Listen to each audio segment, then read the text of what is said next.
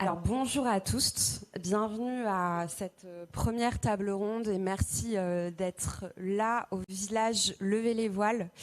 On est là ici ensemble malgré les pressions, les intimidations, donc c'est très important, ce moment il compte. Il existe parce qu'il y a plein de bénévoles qui s'organisent depuis des mois à distance sur le terrain, qui ont monté le chapiteau, qui, comme je le disais tout à l'heure, vont vider les toilettes sèches tout à l'heure, qui préparent à manger, qui sont à la technique. Donc on peut penser à eux et les remercier.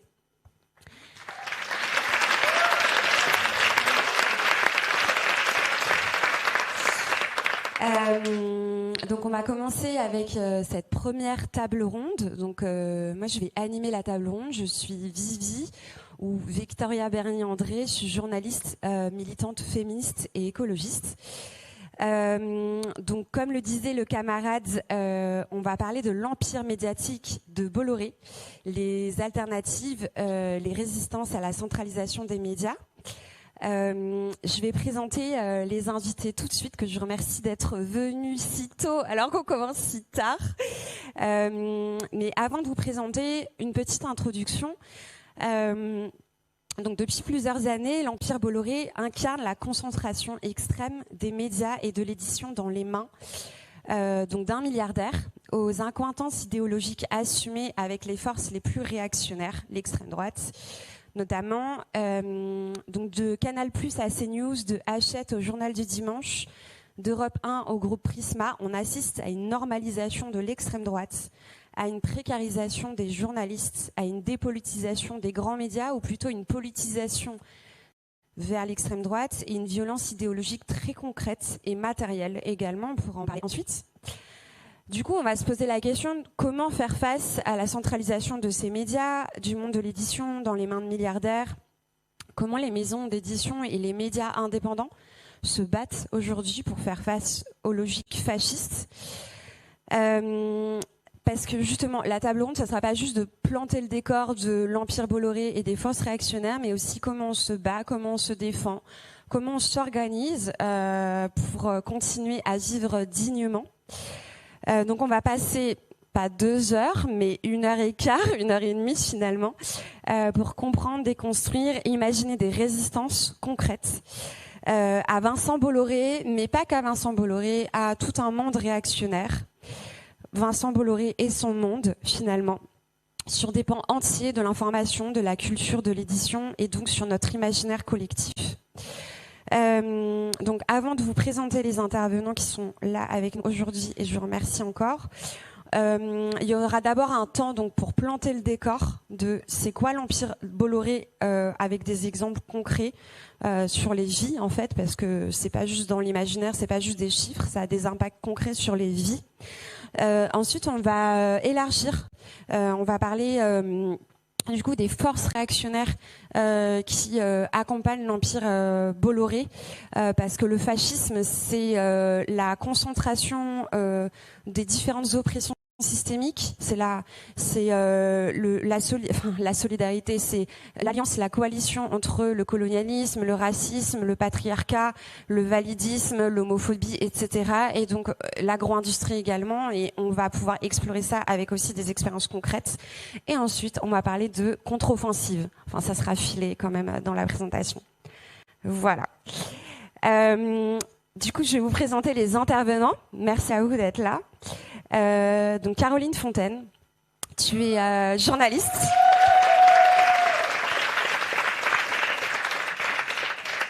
Tu es journaliste. Après 20 ans à Paris Match, tu as vécu la violence de la prise de contrôle par Vincent Bolloré du groupe Lagardère. Et tu as été licenciée peu de temps après en raison de ton travail de membre de la Société de journalistes de Paris Match. Florent Massot.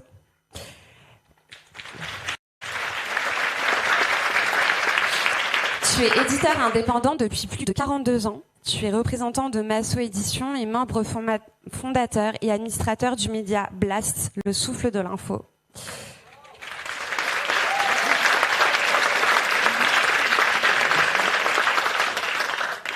Sarah Andrès. Tu es journaliste et fondatrice du média féministe breton Lisbeth.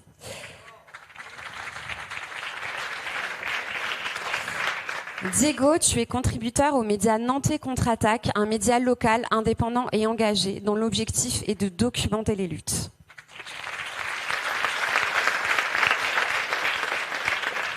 Et enfin, Sylvain Ernaud, tu es journaliste et cofondateur du média d'investigation breton Splan. Ce média se distingue par son approche politique bilingue, français et breton, et produit des enquêtes journalistiques d'utilité publique en Bretagne et dans le monde.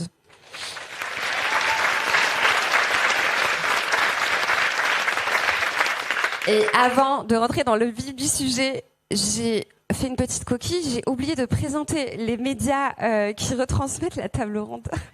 Je suis désolée. Donc, on est diffusé normalement en direct sur le média Au Poste, sur le média de David Dufresne, ou en tout cas sur le réseau de David Dufresne, sur Fracas, je vais les présenter après, on pourra applaudir, sur Fracas, sur La Relève et la Peste, sur les soulèvements de la Terre et sur les parasites.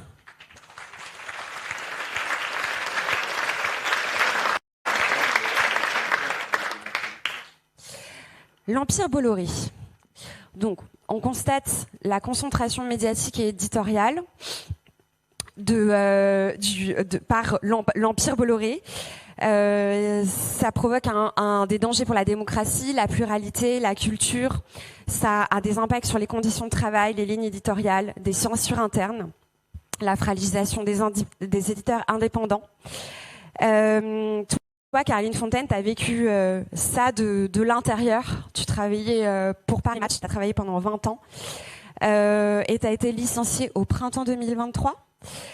Est-ce que tu peux nous parler de comment ça s'est passé pour toi, l'arrivée de Bolloré à Paris Match, de tes missions à la société de journalistes? Qu'est-ce que c'est une société de journalistes? Est-ce que ça peut avoir de l'impact? Oui, est-ce que tu peux nous raconter ce passage? Merci. Bonjour, merci. Merci de m'avoir invitée. Je suis très heureuse d'être là. Donc moi, j'ai travaillé 20 ans à Paris Match, qui appartenait au groupe Lagardère, qui avait des difficultés. Donc, et Vincent Bolloré et Bernard Arnault sont rentrés au capital. Et un petit moment, on ne savait pas lequel des deux allait gagner. On pensait plutôt Bernard Arnault, qui est beaucoup plus riche. Mais finalement, non, c'est Bolloré qui est devenu actionnaire majoritaire du groupe Lagardère. Mais même avant qu'il soit actionnaire majoritaire, ça a changé très vite.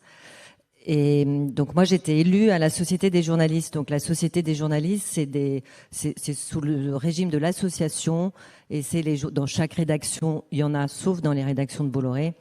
Et c'est des journalistes bénévoles qui sont pas des élus, c'est pas des syndicalistes, on n'est pas protégés, et qui sur leur temps libre essayent de vérifier que l'indépendance de leur titre, de leurs médias soit respectée, que la déontologie le soit aussi. Et donc autant dire qu'avec l'arrivée de Bolloré, de Vivendi, dont Bolloré est actionnaire principal, on a eu beaucoup à faire.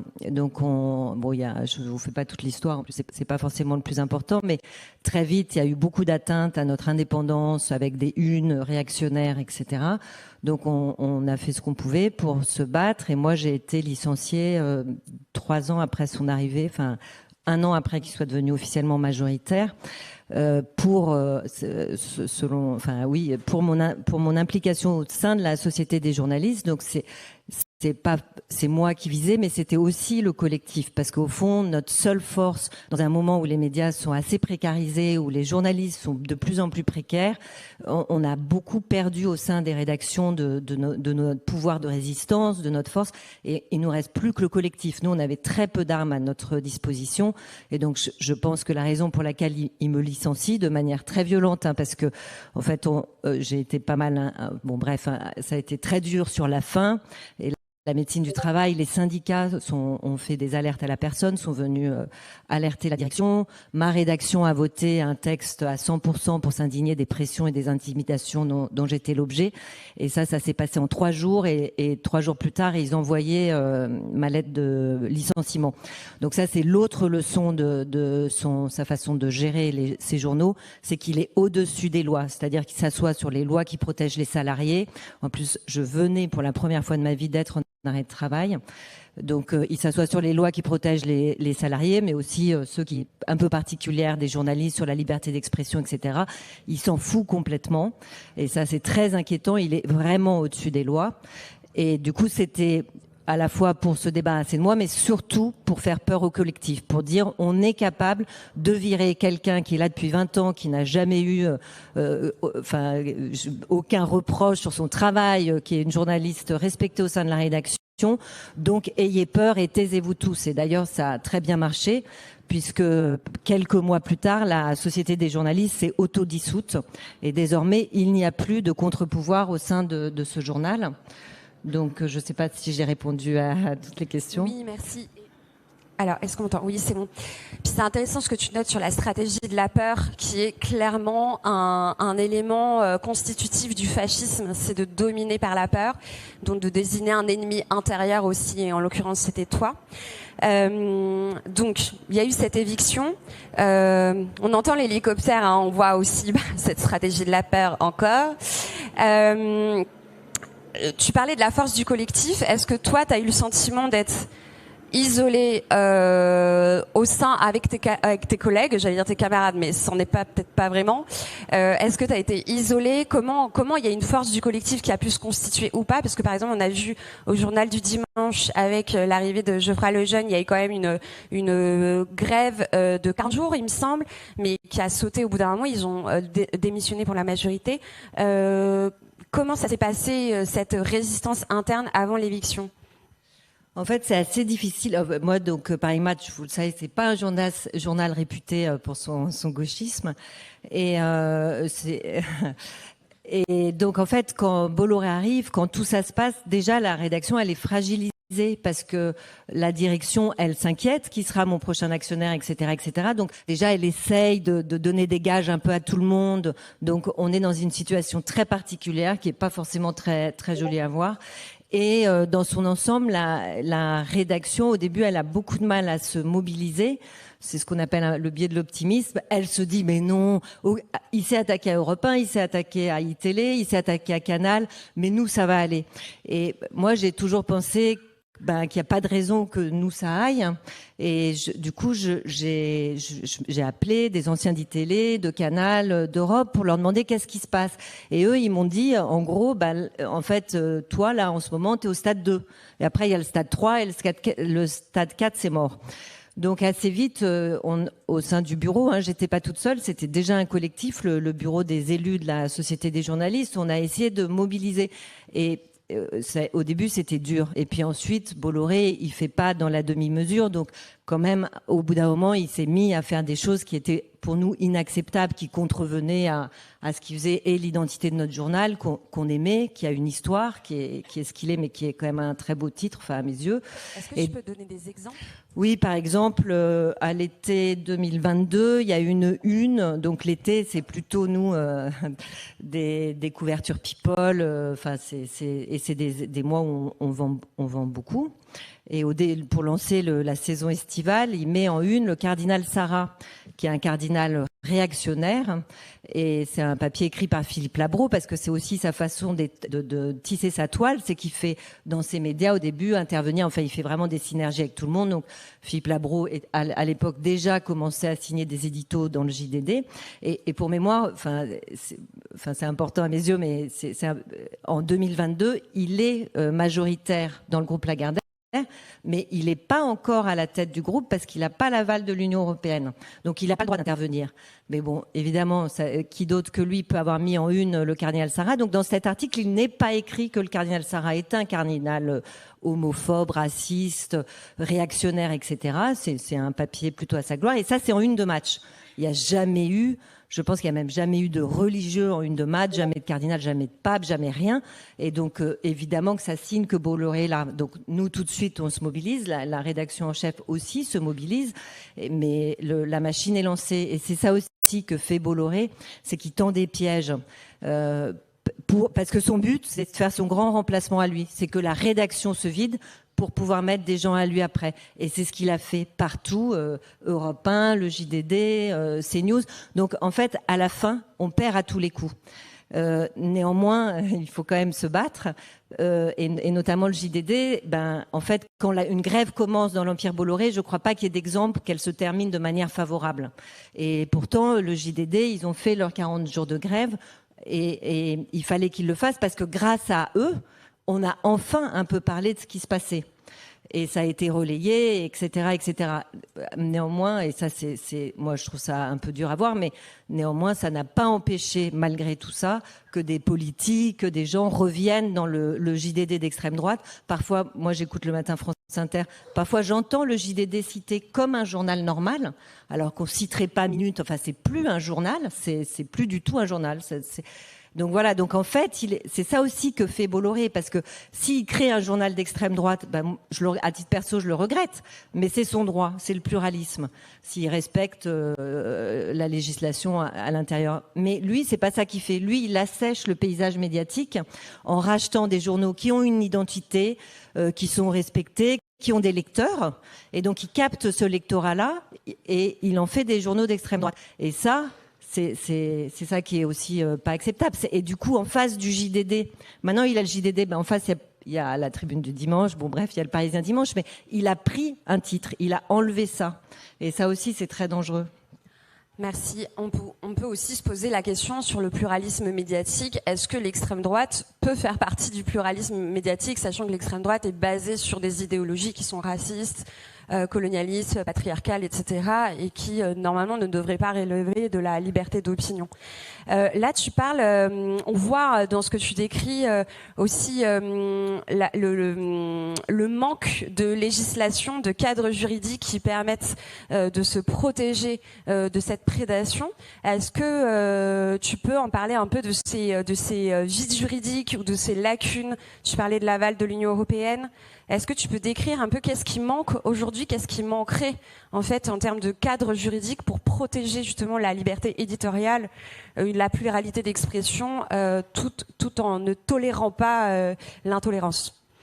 En fait, il manque tout. Les lois, elles sont plus adaptées. La loi sur la concentration, qui a été un peu reprise dans les années 2000, elle date de 86, c'est-à-dire avant même Internet.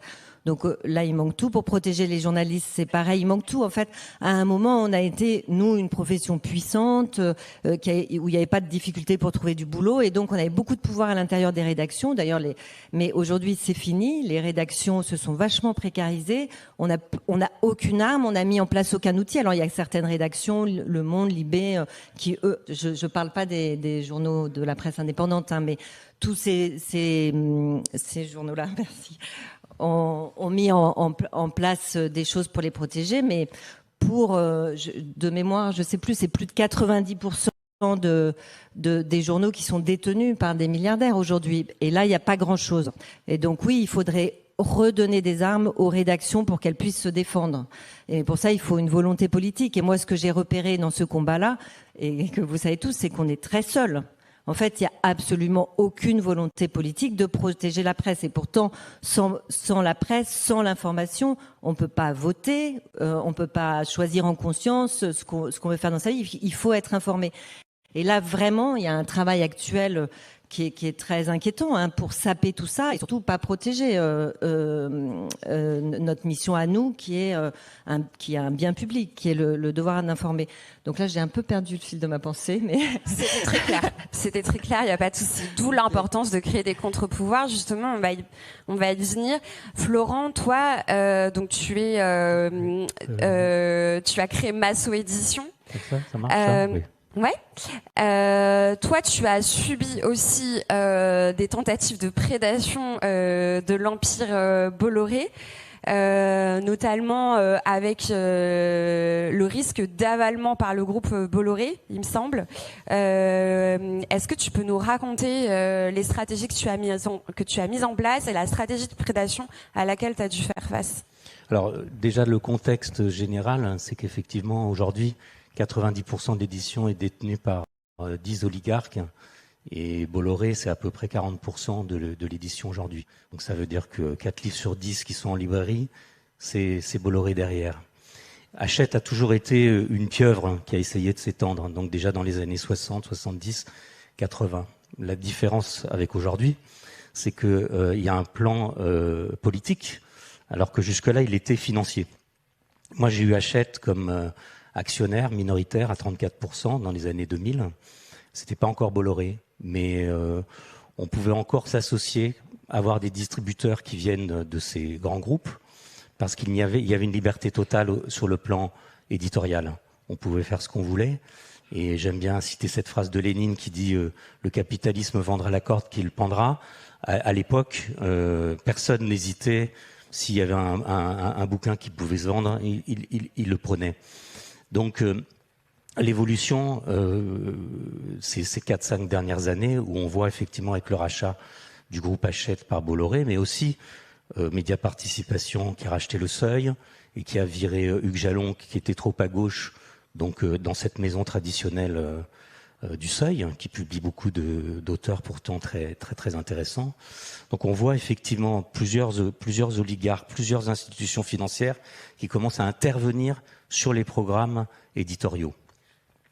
Moi, j'ai eu la chance, en fait, Hachette m'a un peu viré dans les années en 2010. Ça a entraîné la faillite de la maison, mais ça m'a permis de repartir sur des bases plus saines et de me dire que plus jamais je ne me lierai avec ce genre de groupe, à l'époque financier. Bien évidemment, aujourd'hui, politiquement, ça serait complètement impossible. Mais donc cette concentration fait que aujourd'hui, les éditeurs indépendants, on est réellement autour de 8 à 9%. Donc 8 à 9% des livres en librairie, c'est des éditeurs indépendants. Alors qu'est-ce qu'un éditeur indépendant ? C'est quelqu'un déjà qui a le final cut, qui peut choisir ses propres livres, et donc sans passer par un actionnariat qui va pouvoir alors, c'est jamais complètement frontal. En général, l'actionnariat comme celui de Bolloré au départ va vous donner des arguments financiers en disant oui mais là ta collection elle est un petit peu déficitaire donc on veut plus publier tel bouquin ou tel autre, et donc c'est comme ça que commencent un peu les premières censures. Et puis ensuite ce qu'on a vu donc notamment au Seuil avec Jalon, mais aussi chez Fayard avec Hachette, c'est qu'on va remplacer des éditeurs qui étaient de différentes sensibilités, mais qui en général, quand on pense à des éditeurs historiques, publiaient vraiment tout le monde en fait. Et bon, à l'époque en plus très peu d'auteurs d'extrême droite, mais très très variés. Aujourd'hui, ils sont remplacés par des gens qui ne sont pas forcément des éditeurs, qui viennent d'écoles de commerce. Et c'était André Chiffrine dans les années 90 qui avait écrit un livre qui s'appelait L'édition sans éditeur, et qui disait aux États-Unis qu'on était en train de remplacer les éditeurs par des commerciaux. Donc ça a été le cas aussi en France. Et puis, on va dire qu'aujourd'hui, au-delà des commerciaux, ce sont des idéologues aussi d'extrême droite. Et donc, moi, j'insiste vraiment sur un point. En 42 ans de métier d'édition, je pense qu'on est arrivé à un point qu'on n'a jamais vécu jusque-là, de contrôle, de censure, de diffusion, puisque en plus Bolloré détient par exemple les relais, toutes les librairies qui sont dans les gares et les aéroports. Donc ce sont des points qui sont complètement contrôlés. Nous, nos bouquins, on ne les trouve plus dans les relais. Moi, je n'ai plus de livres en relais. Et il faut savoir que c'était notre plus gros point de vente dans les livres de non-fiction. Parce que la librairie traditionnelle vend plutôt de la littérature, mais les livres d'enquête, on les trouvait beaucoup dans les gares.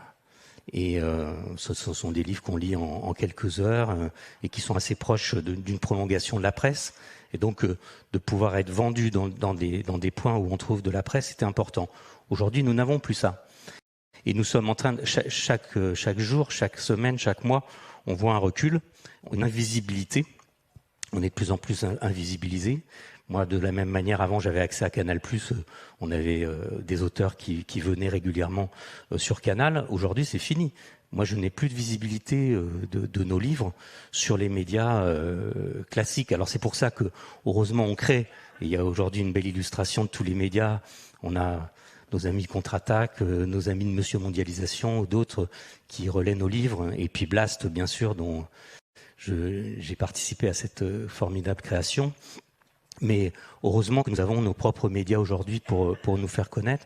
Mais il y a une invisibilité, il y a une mise en place en librairie qui qui est réduit par 5. C'est-à-dire que nous, nos livres aujourd'hui, quand ils sortent, ils sont autour de 1000 exemplaires.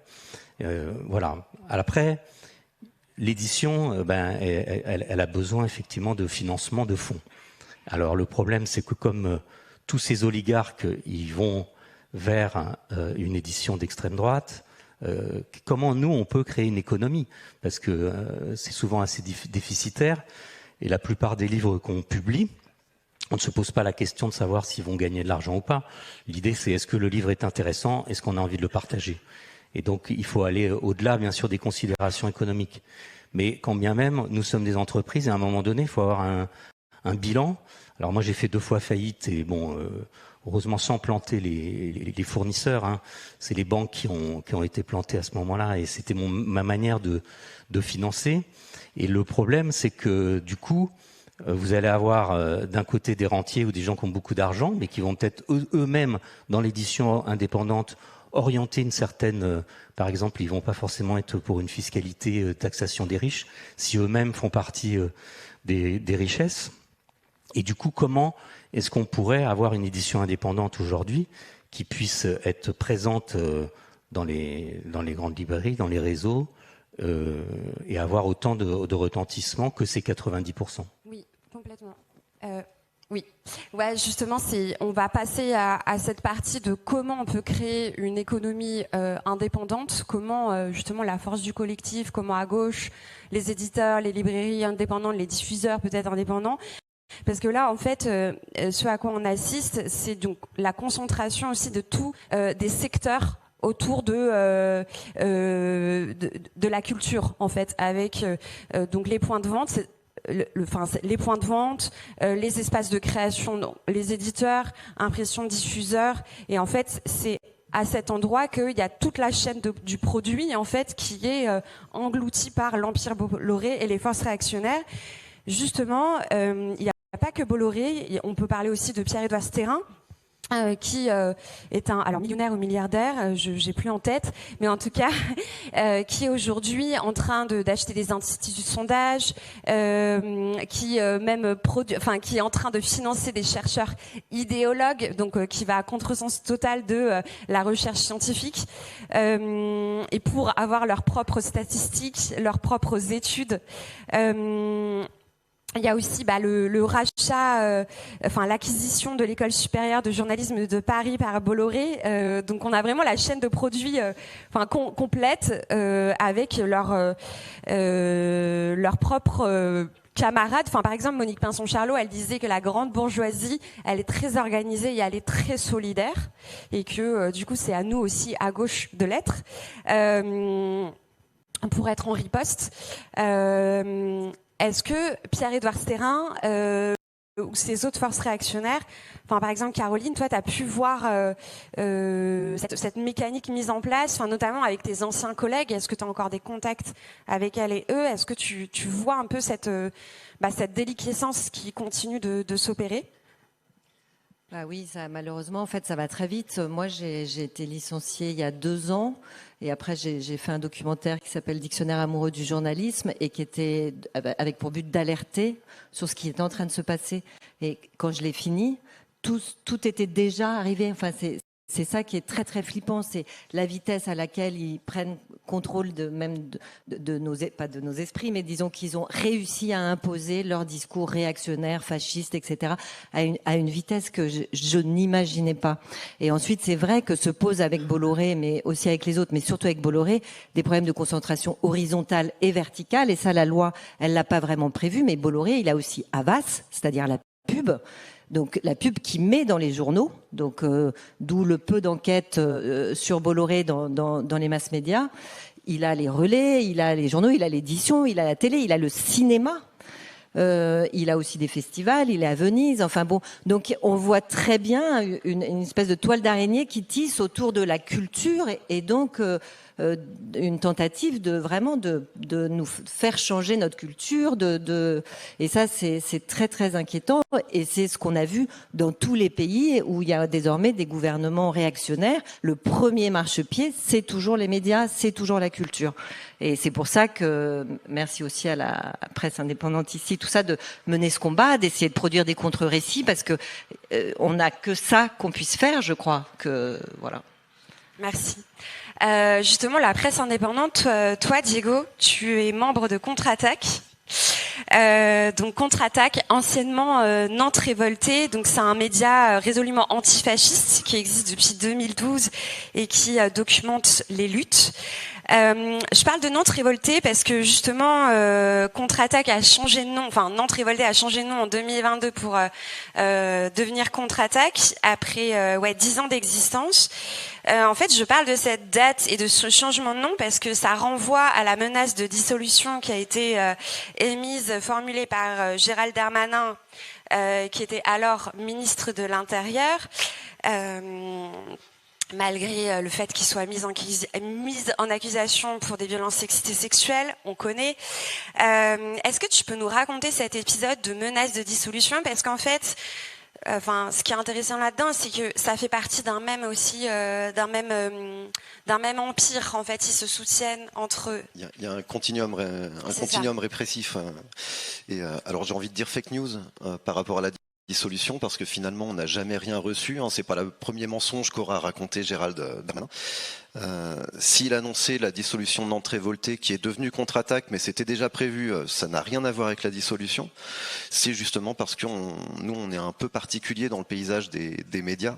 C'est qu'on est un média militant avant tout, et on est même militant avant d'être un média. Nous, on n'a pas de formation de journaliste. C'est peut-être un avantage aussi pour Contre-Attaque, c'est que les écoles de journalisme elles déforment, ou en tout cas elles fixent un cadre. Pierre Bourdieu, il parle des lunettes des journalistes. Nous, on n'a pas de lunettes, en tout cas on en a, mais c'est pas les mêmes. Nous, on a le prisme militant avant tout, et on est là pour raconter des luttes, on est là pour partager des informations qui nous semblent nécessaires pour les porter. Et je pense que c'est dans ce sens-là que Gérald Darmanin, il s'est attaqué en priorité à nous, peut-être officiellement. On a beaucoup parlé de contrôle des médias par les milliardaires, on a assez peu parlé de l'État pour le moment, et finalement l'État il s'attaque aussi aux médias, au paysage médiatique, que ce soit les petits médias comme Nantes Révoltée puis Contre-Attaque, ou que ce soit des grands médias comme France Télévisions, actuellement avec Nathalie Saint-Cric qui a accédé à des postes de responsabilité à France Télévisions. Clairement, on a des idéologues au pouvoir qui veulent contrôler toute forme d'information, et la moindre critique, elle doit être tue. Alors soit par la menace, c'est une technique policière que tu as subie, qui est bien connu du patronat. Si on en vire une pour terroriser les autres, c'est le même fonctionnement avec les armes de la police, c'est le même fonctionnement avec les patrons qui font de la répression syndicale. Nous, ça a été un petit peu différent, c'est directement, ce groupe n'a pas lieu d'exister, ça n'est pas un média, donc on va dissoudre. Heureusement, on a eu un soutien populaire très important, aussi des camarades des médias indépendants, et finalement cette dissolution, elle a jamais eu lieu. Nous, notre projet, c'est avant tout d'être lu. En fait, Nantes Révoltée s'est créé il y a 13 ans maintenant. L'objectif, c'était d'avoir un journal gratuit, partagé gratuitement. C'était l'époque des métros, vous savez, les journaux qu'on distribuait aux arrêts de tramway ou dans le métro. Nous, on s'est dit, puisque ces journaux-là, c'est les torchons publicitaires et qui propagent une propagande clairement réactionnaire, nous, on va faire la même chose. Et on a fait une cagnotte sur Internet. C'était la grande époque des cagnottes. Et on va financer notre propre média, notre propre journal gratos, et ça n'a pas fonctionné, on n'a pas eu assez de sous. Et la page Facebook d'appel aux dons est restée, et finalement on s'est dit pourquoi pas diffuser des informations sur Facebook, et puis ça a grossi, et finalement on a fait un site internet, on s'est diffusé sur plusieurs médias. On s'est mis à faire des revues papier aussi en 2017, avec toujours le même objectif, c'est d'être lu un maximum, c'est pas de gagner de l'argent. On sait qu'on n'a pas forcément les moyens de combattre Bolloré et les autres par nous-mêmes, mais diffuser comme ça une sorte de contre-propagande, une contre-culture, et en même temps montrer ce qu'on fait en tant que militants et militantes dans nos luttes, raconter nos manifs, dégoupiller un petit peu les grenades lancées par le pouvoir, se réapproprier le langage, se réapproprier une histoire des luttes aussi. Donc voilà, nous on s'intègre vraiment dans cette bataille culturelle-là, et Darmanin, quand il lance la dissolution, lui il est dans sa bataille culturelle aussi, c'est-à-dire que notre discours, il va poser problème pour le pouvoir, et donc voilà. Je ne sais pas si tu as vu une autre question. Oui, très bien, merci. Justement, cette bataille culturelle, on va l'approfondir aussi quand on va parler de Lisbeth Média, qui est un média féministe breton. Mais d'abord, on va parler de Splan. Juste une petite parenthèse aussi sur la question de la dissolution. On le voit aussi, comme de la répression administrative, de l'intimidation, qui en fait sort un peu du cadre de la loi. Ça peut être des formulations juste faites comme ça et qui empêchent d'avancer. On le voit aujourd'hui avec Urgence Palestine, la Jeune Garde, les soulèvements de la terre qui ont été menacés, même pas menacés de dissolution. Là, il y a vraiment une procédure qui a été mise en œuvre et gagnée par les soulèvements de la terre. Donc en fait, ça fait c'est toujours des stratégies de musellement.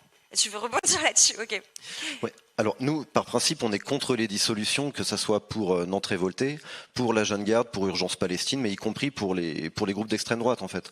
On pense que la dissolution, c'est une mauvaise pratique, tout simplement, que c'est pas comme ça qu'on combattra l'extrême droite et que en réalité les procédures répressives, c'est un outil dans les mains du pouvoir, principalement pour attaquer l'extrême gauche.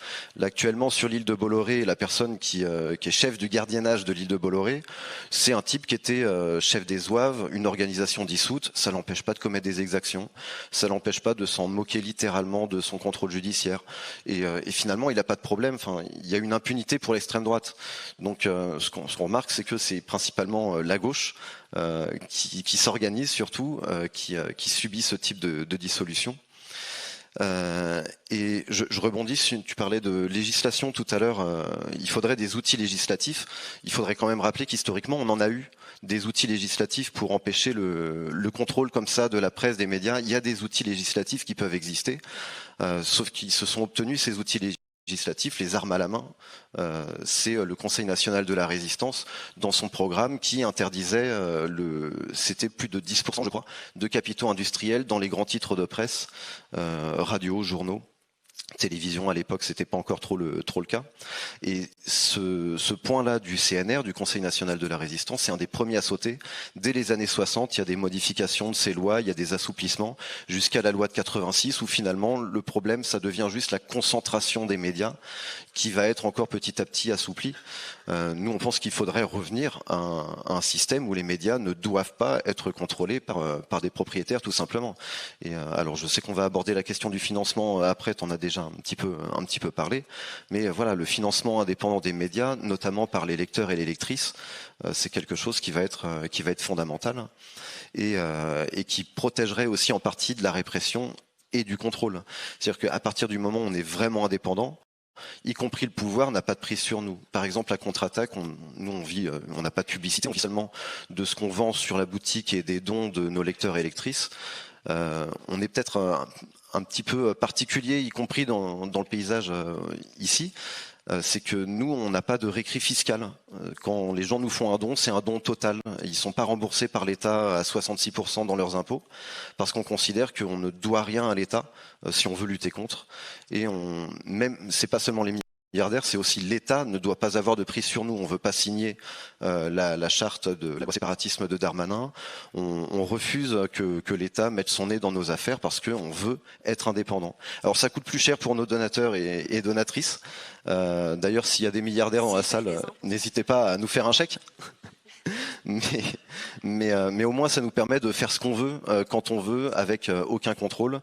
Et au final, toutes les procédures répressives qui ont été annoncées sur notre dos n'ont jamais abouti. Il y a la procureure de Nantes, Lamy, Elisabeth, je crois, Lamy, qui avait porté plainte contre nous, on n'a jamais rien reçu. Le préfet de Nantes a porté plainte contre nous, on n'a jamais rien reçu. Marine Le Pen avait porté plainte contre nous, on n'a jamais rien reçu.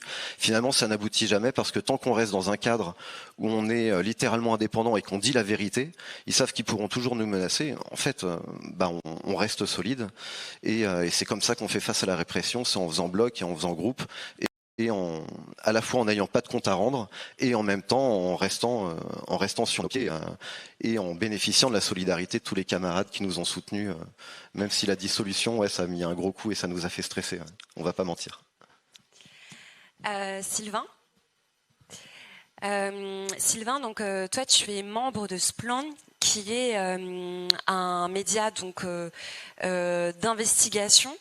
Tu documentes la réalité Splend documente la réalité de l'agriculture et du secteur agroalimentaire, les pollutions industrielles et minières, la destruction du bocage, l'artificialisation des sols, autant de dommages que, pour lesquels les soulèvements de la terre, contre lesquels les soulèvements de la terre luttent.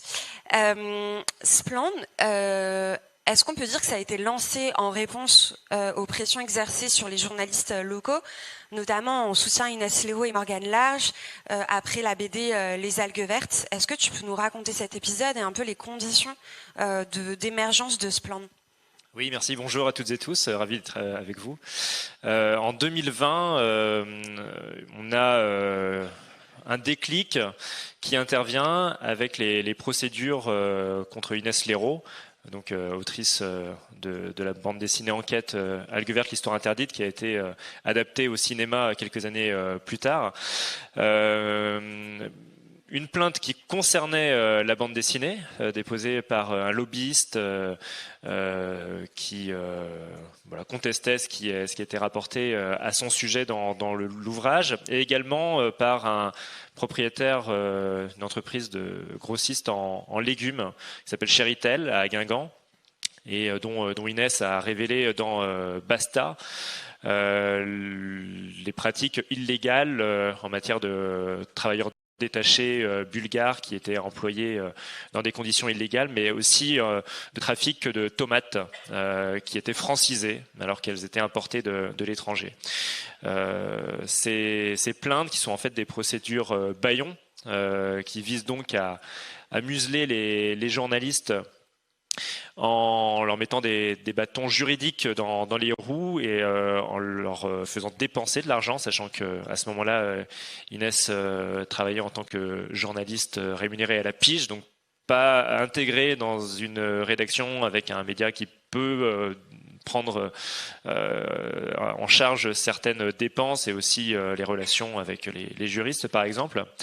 Mais son travail était déjà reconnu à ce moment-là depuis plusieurs années. Elle a réalisé le journal breton sur France Culture, série d'émissions qui a permis de comprendre le fonctionnement du complexe agro-industriel pour beaucoup de Bretons.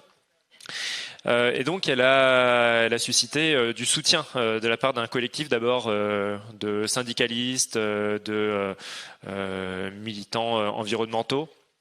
Et entre journalistes, on se disait qu'il fallait qu'on fasse quelque chose, qu'on réagisse nous aussi.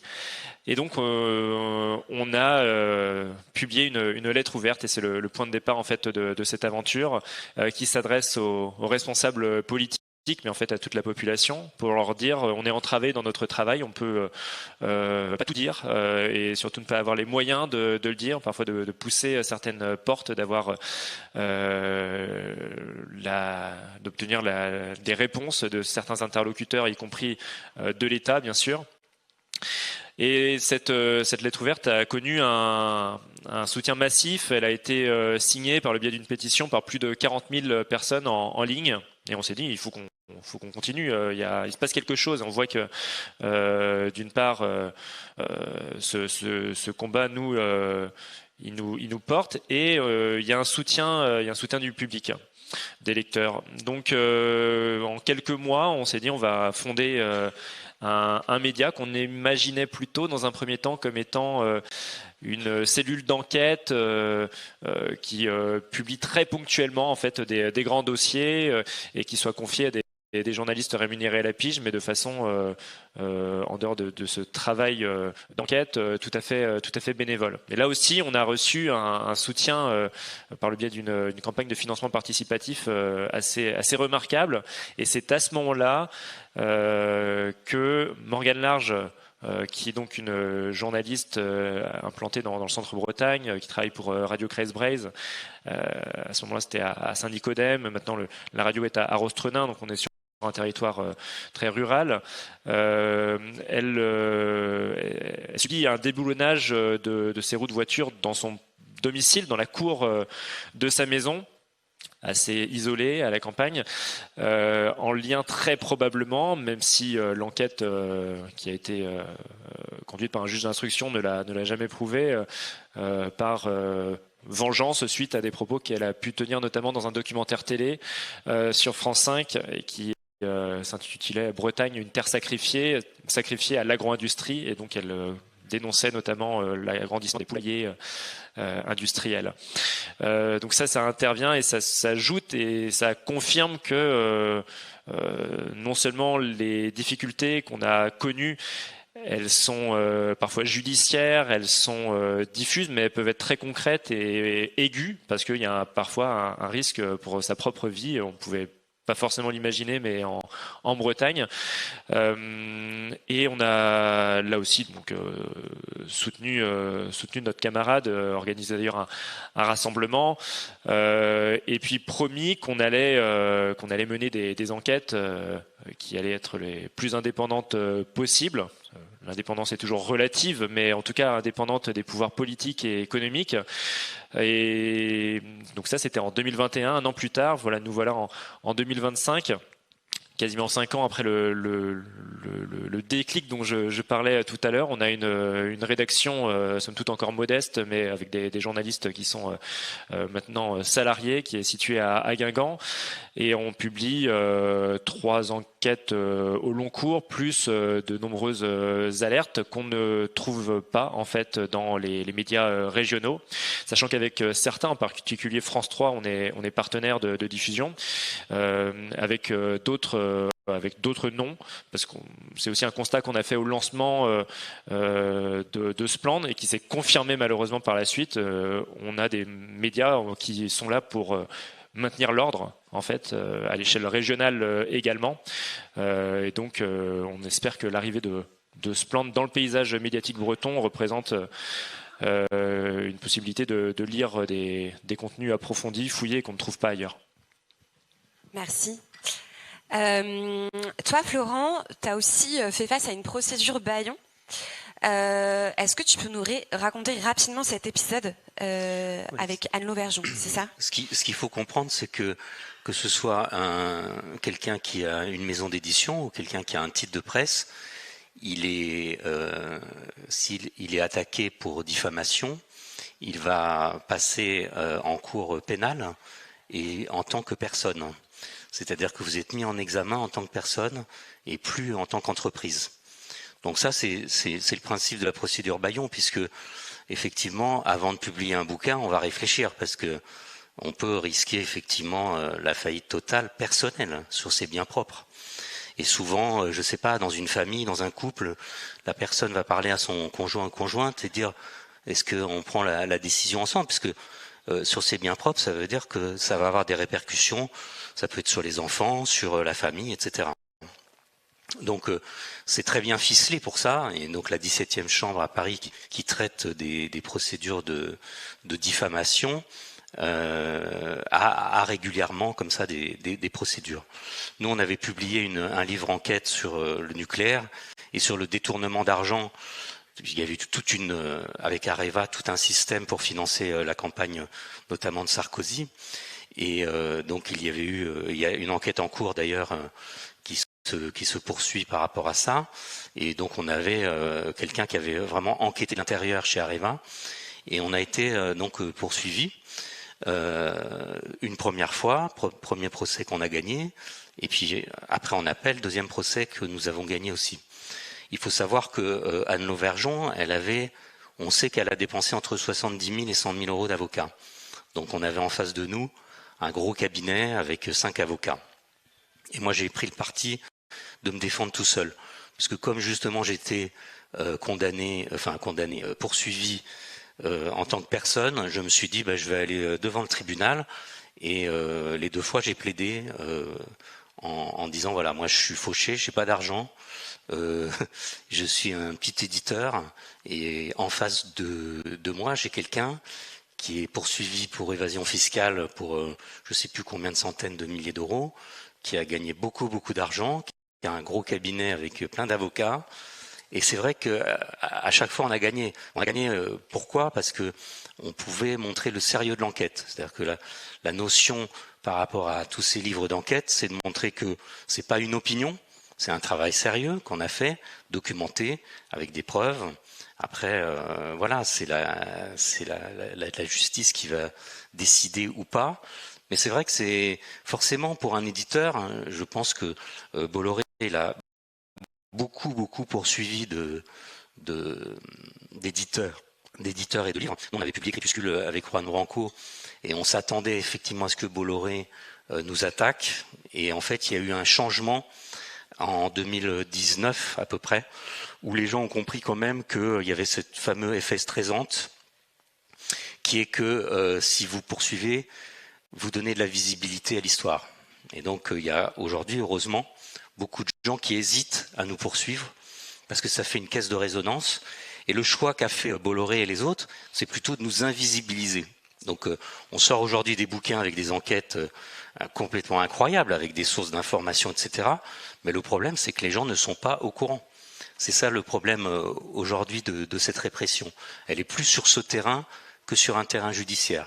Mais bon, la menace, elle existe quand même. Et c'est vrai que, voilà, moi, heureusement, j'ai aucun bien propre. Donc c'est le gros avantage, je le dis toujours, mais c'est la première des libertés, c'est voilà, d'avoir juste un découvert. Moi je suis propriétaire de rien, j'ai même pas de voiture, on peut rien saisir. La seule chose qu'on pourrait saisir, c'est mes dettes, et donc ça j'en ferai un grand cadeau volontiers. Bah, merci pour ce conseil, Florent. C'est émancipateur. On voit du coup dans les stratégies de l'Empire Bolloré et des forces réactionnaires qu'on va avoir à la fois les menaces de dissolution, les licenciements, les intimidations, les procédures bâillons, et que ça demande d'être solide en fait sur les enquêtes qui sont faites. Que ça soit des enquêtes militantes, des enquêtes journalistiques avec des personnes qui ont éprouvé le métier, que ça demande aussi d'avoir une forte camaraderie à gauche, en tout cas. Donc là, on a un peu planté le décor, plus que planté le décor. L'idée là, c'est il nous reste un peu plus d'une demi-heure, puis on passera aux questions. L'idée, c'est d'ouvrir une perspective de riposte idéologique. On l'a déjà vu avec Splan, avec Contre-Attaque, avec les éditions, avec Massou Édition. L'idée, c'est comment on peut construire un contre-pouvoir culturel et narratif face à la domination des médias, notamment par rapport à l'extrême droite, sur quel ancrage on peut, sur quel fondement on peut élaborer un contre-discours. Est-ce que ça va être un fondement antiraciste, écologiste, féministe, un ancrage local, un ancrage au niveau de la classe, sur la lutte des classes. En fait, voilà,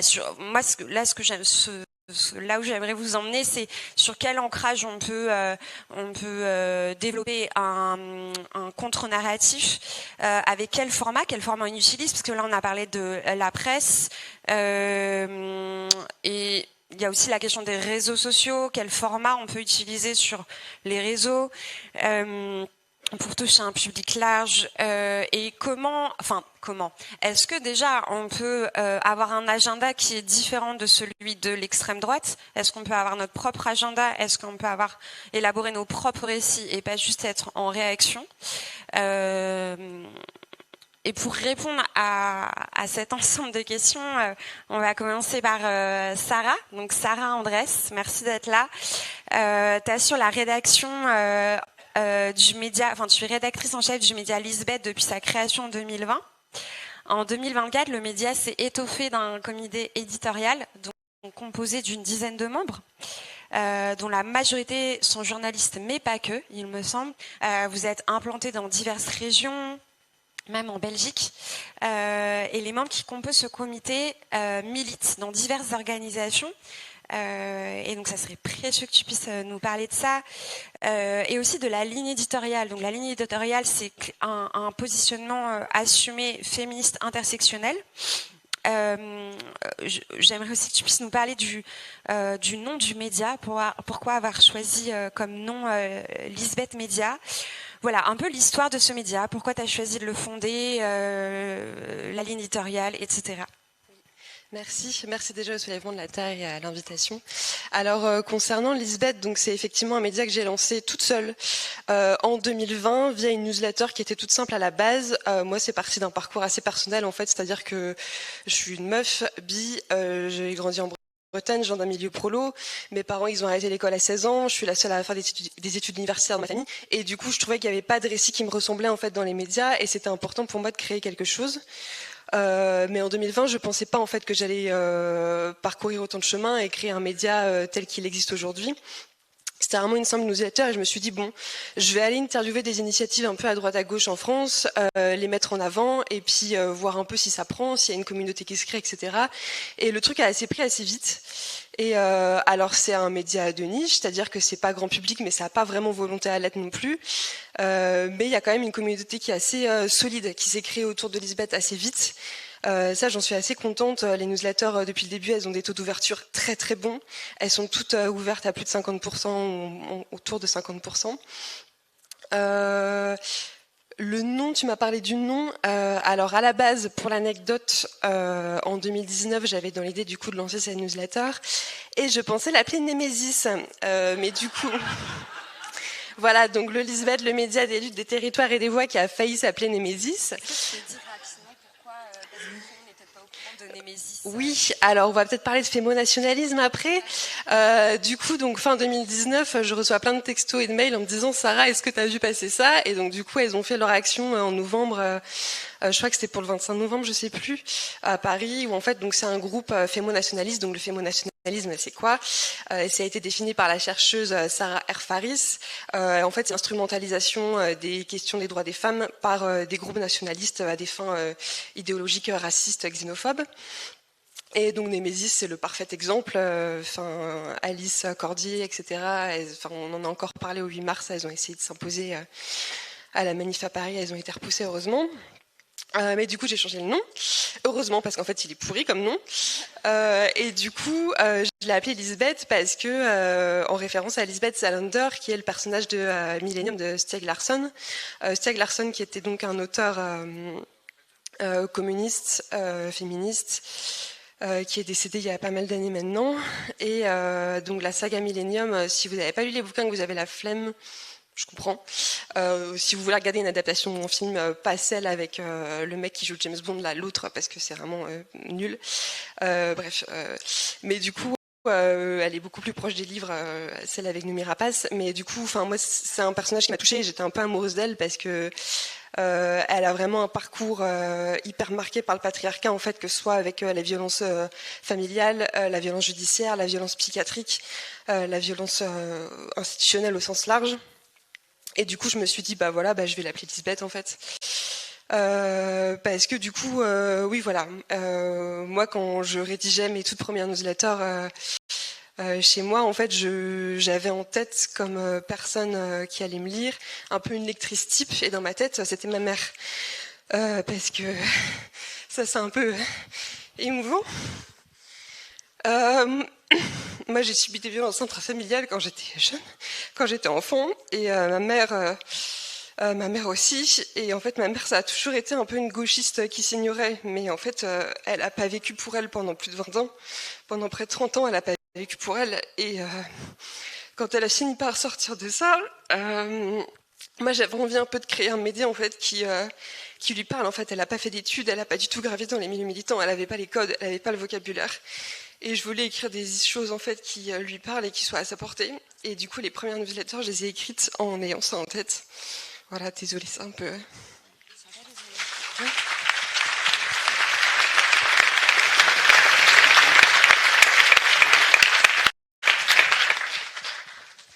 Voilà, et je sais plus c'était quoi les autres questions. Mais... On va y aller. En fait, déjà, merci Sarah de partager tout ça. L'intime et politique, vraiment, c'est important. Justement, je trouve que en termes de, on parlait de contre-narratif. Et justement de pas être uniquement dans la réaction au discours d'extrême droite et repartir de la matérialité des vies, repartir du quotidien, repartir des récits intimes. C'est ça en fait qui nous parle, on parle de nos vies, on parle de nos corps et c'est comme ça qu'on peut aussi amener à forger un imaginaire qui soit émancipateur. Et là clairement, ce dont tu parles, le chemin de Lisbeth Média, l'inspiration par rapport au parcours de ta mère qui n'a pas pu avoir accédé à cette émancipation, en fait, tu le portes à cet endroit et c'est là que c'est émancipateur. Et c'est comme ça aussi qu'on peut lutter contre le fascisme, parce que justement, c'est vrai que donc le fascisme, c'est fondamentalement masculiniste. Après, l'extrême droite n'a pas l'apanage du masculinisme. On peut le voir aussi à gauche. C'est un sujet. Ne l'oublions pas. Et donc, est-ce que tu peux raconter qu'est-ce que c'est de porter un média féministe en Bretagne, à gauche? Est-ce que tu peux raconter un peu ce parcours et aussi peut-être la difficulté à se faire une place ou pas, hein, en tout cas, comment faire sa place avec un positionnement tel à gauche face à l'extrême droite? Ouais, merci. Ouais, alors c'est vrai que porter un média seul, c'est super chaud. Maintenant, moi, je suis motivée, donc voilà. Mais ça n'a pas vocation, j'ai pas vocation à rester seule dessus. Tu l'as évoqué, du coup, en fait, en 2023, on a réussi à avoir la bourse pour les entreprises de presse émergentes. Alors, du coup, c'est bien de la culture, mais tant qu'on peut choper leur thune, moi, je dis allons-y. Et du coup, ça a permis de refaire tout le site web, la charte graphique, et donc moi, j'ai commencé à me payer un peu.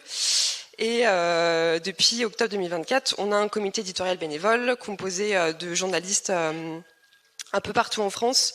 La plupart sont membres de la JAR, l'association des journalistes antiracistes et racisés, la JL, l'asso des journalistes LGBTIA, Prenons la Une, etc. Mais aussi des militants, militantes. Et la difficulté... il y aurait beaucoup de choses à dire, mais je dirais qu'en Bretagne, en fait, il y a un milieu militant qui est tellement riche et tellement diversifié que, en fait, c'est très facile de trouver du relais, je trouve. Maintenant, c'est David contre Goliath, quoi. Enfin, moi, je suis toute seule à porter mon truc avec mes petits bras depuis plusieurs années, et en fait, même pour avoir, je trouve, de l'écho et pour réussir à se faire entendre au sein de nos communautés de médias indépendants et tout. À ce sujet, je me permets juste de dire, alors moi j'ai trouvé beaucoup de solidarité, il y a plein de médias hyper chouettes. Lisbeth est adhérente du SPP, le syndicat de la presse pas pareil, depuis quelques mois aussi. Maintenant, quand on est une meuf assez jeune, moi quand j'ai lancé j'avais moins de 30 ans, et qu'on est toute seule à le représenter, des fois on nous prend un peu pour un jambon, et du coup c'est juste pour dire que même dans nos milieux très chouettes, il y a quand même des biais à déconstruire toujours. Voilà, je pose juste ça là.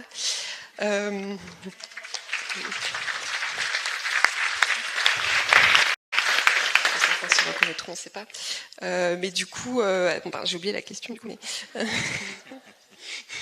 oui, la question c'est, tu étais en train d'y répondre. C'est comment se faire une place justement quand on a un positionnement féministe face au fascisme, les invisibilisations ou comment on ferait sa place, mais aussi dans les milieux de gauche. Enfin, du coup. Tu réponds totalement à la question. Voilà, c'est ça. C'est s'appuyer vraiment sur tous les collectifs et tous les réseaux militants qui existent. Moi, je suis militante depuis plus de 15 ans, depuis mon adolescence. Donc, c'est se faire porter aussi par ces milieux-là et avoir de l'entraide. Et ouais, l'entraide, c'est important, quoi. Merci. Diego, toi, à Contre-Attaque, comment vous essayez de développer un contre-narratif? Donc aussi, voilà, si on peut essayer de pas nécessairement être dans une contre-argumentation par rapport à l'extrême droite, comment nous, à gauche, on peut développer nos propres imaginaires? Est-ce que vous travaillez dessus à Contre-Attaque? Alors, oui, pour nous, ce qui compte, c'est le faire, en fait. On est un média qui considère que l'information, elle est pas, c'est pas l'information l'objectif. L'information, c'est le moyen. Et le moyen pour faire des trucs émancipateurs, quoi, pour tout le monde. Donc c'est ça qu'on entend par porter les luttes. Donc dans nos articles, c'est faire déjà se réapproprier par la pensée des concepts, se réapproprier des histoires, mais c'est aussi se réapproprier des rues, nos environnements. C'est pour ça qu'on travaille aussi sur l'urbanisme, par exemple. On essaye de se réapproprier nos modes de pensée. Et puis c'est une contre-attaque, alors à la fois informationnelle, médiatique, c'est aussi une contre-attaque culturelle, artistique.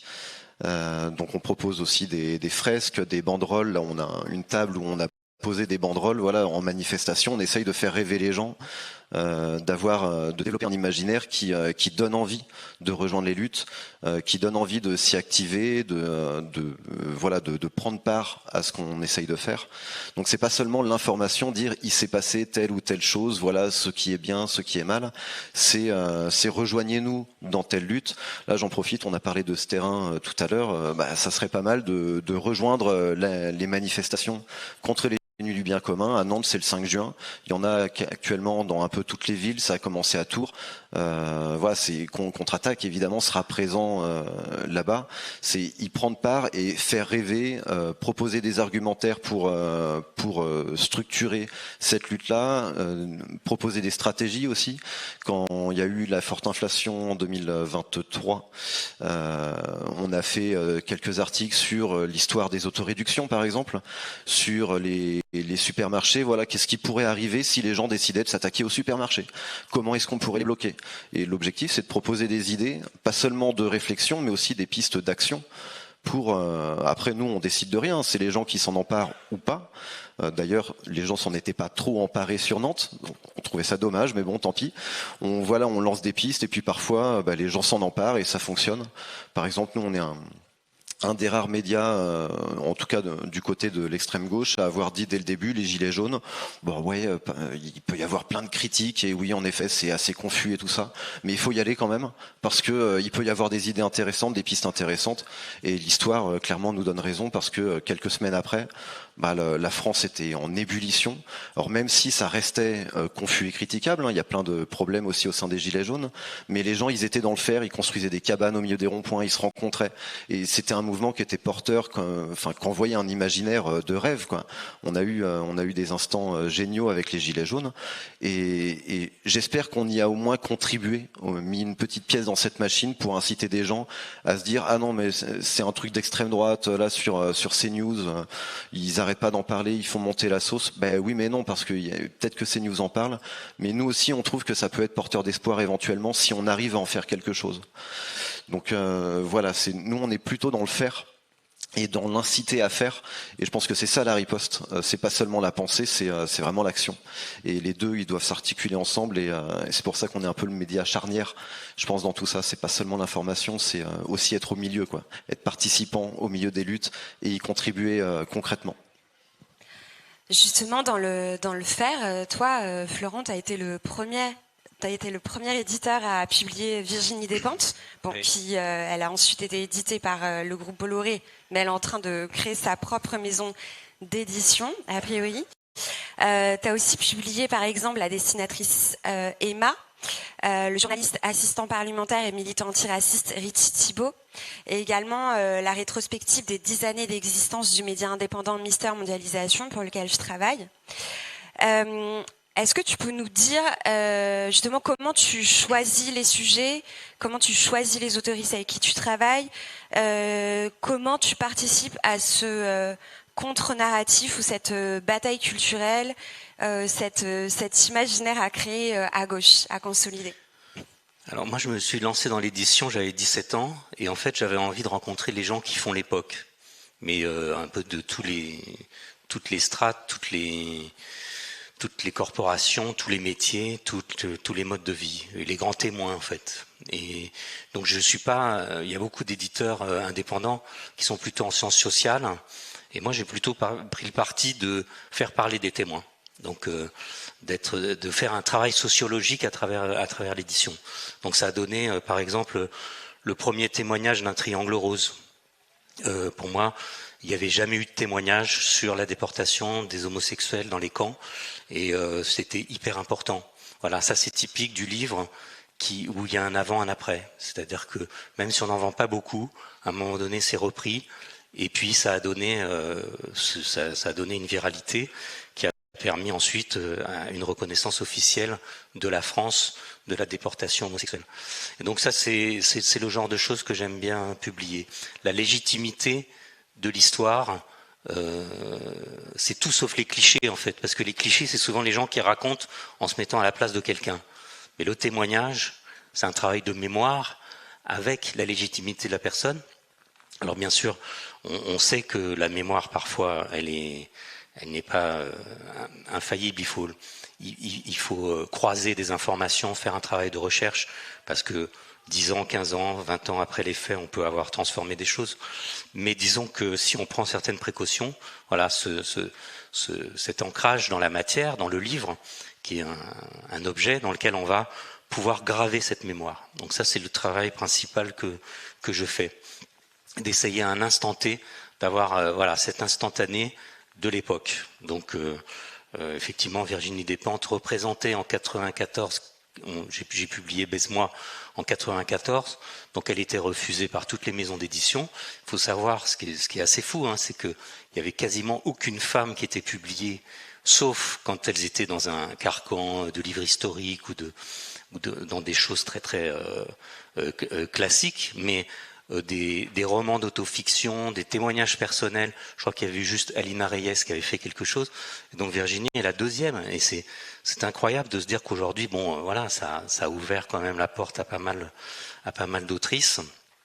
Et que ce sont des éditeurs indépendants qui peuvent créer ces espaces, ouvrir des brèches en complément des grosses maisons qui, bon, après vont nous piquer les auteurs. Hein. Ça, il y a une mécanique, mais ça nous permet à la fois de toujours être à la recherche du présent, de l'instant présent, et de ne pas s'installer, thésauriser avec des auteurs. C'est vrai que je dis toujours, bon, moi mon but c'était pas de devenir l'éditeur de Virginie Despentes toute ma vie, en fait. Donc d'être le premier, d'ouvrir cet espace complémentaire aux autres, voilà, je pense que ce premier petit pas. Et donc par rapport à l'imaginaire, nous aujourd'hui, on passe beaucoup par la bande dessinée. Tu parlais des algues vertes, là, on va faire une bande dessinée sur les boues rouges. Moi je suis basé dans les Bouches-du-Rhône, et donc c'est un des grands scandales autour des Calanques et des Bouches-du-Rhône sur le déversement des boues rouges aluminium dans le parc naturel des Calanques. Et là on fait une bande dessinée, on utilise vraiment la beauté de l'atrocité dans l'esthétique, c'est-à-dire que on voit des couleurs, on voit des choses complètement voilà qui peuvent être fascinantes, et on passe par la bande dessinée parce qu'on se dit que sur la même chose, livre enquête sur les boues rouges, toucherait pas le même public. Et là en plus il y a un aspect direct. Tu rentres en librairie, tu vois sur une table ou même sur un compte Insta un extrait. Et tu sais tout de suite si tu as envie d'aller plus loin, et ce genre de rapidité dans la communication, on en a besoin aujourd'hui. Parce qu'en plus, on n'a pas beaucoup de temps. On est vraiment dans la merde, donc je pense qu'on est tous conscients de ça. Et donc, on n'a pas 10 ans pour faire découvrir des bouquins ou des histoires. Donc, il faut aller vite, il faut être efficace. Et la bande dessinée est un bon moyen pour ça. Et après, je m'autorise aussi quelques livres de fiction. Donc là, par exemple, on a fait un bouquin de fantaisie, donc on essaie de sortir un peu de l'époque, mais tout en traitant vraiment les problématiques de l'époque.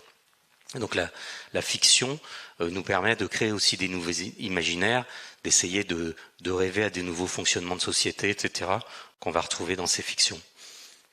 Merci. On va arriver sur la fin de cette table ronde, il reste 10 minutes et après on passera aux questions. Caroline, toi, donc tu as été évincée de Paris Match il y a 2 ans. Comment tu te reconstruis après cette éviction ? Qu'est-ce que tu mets en place justement dans ta nouvelle vie ? Est-ce que tu rejoins les rangs de la gauche ? Est-ce que tu peux dire un peu où t'en es aujourd'hui ?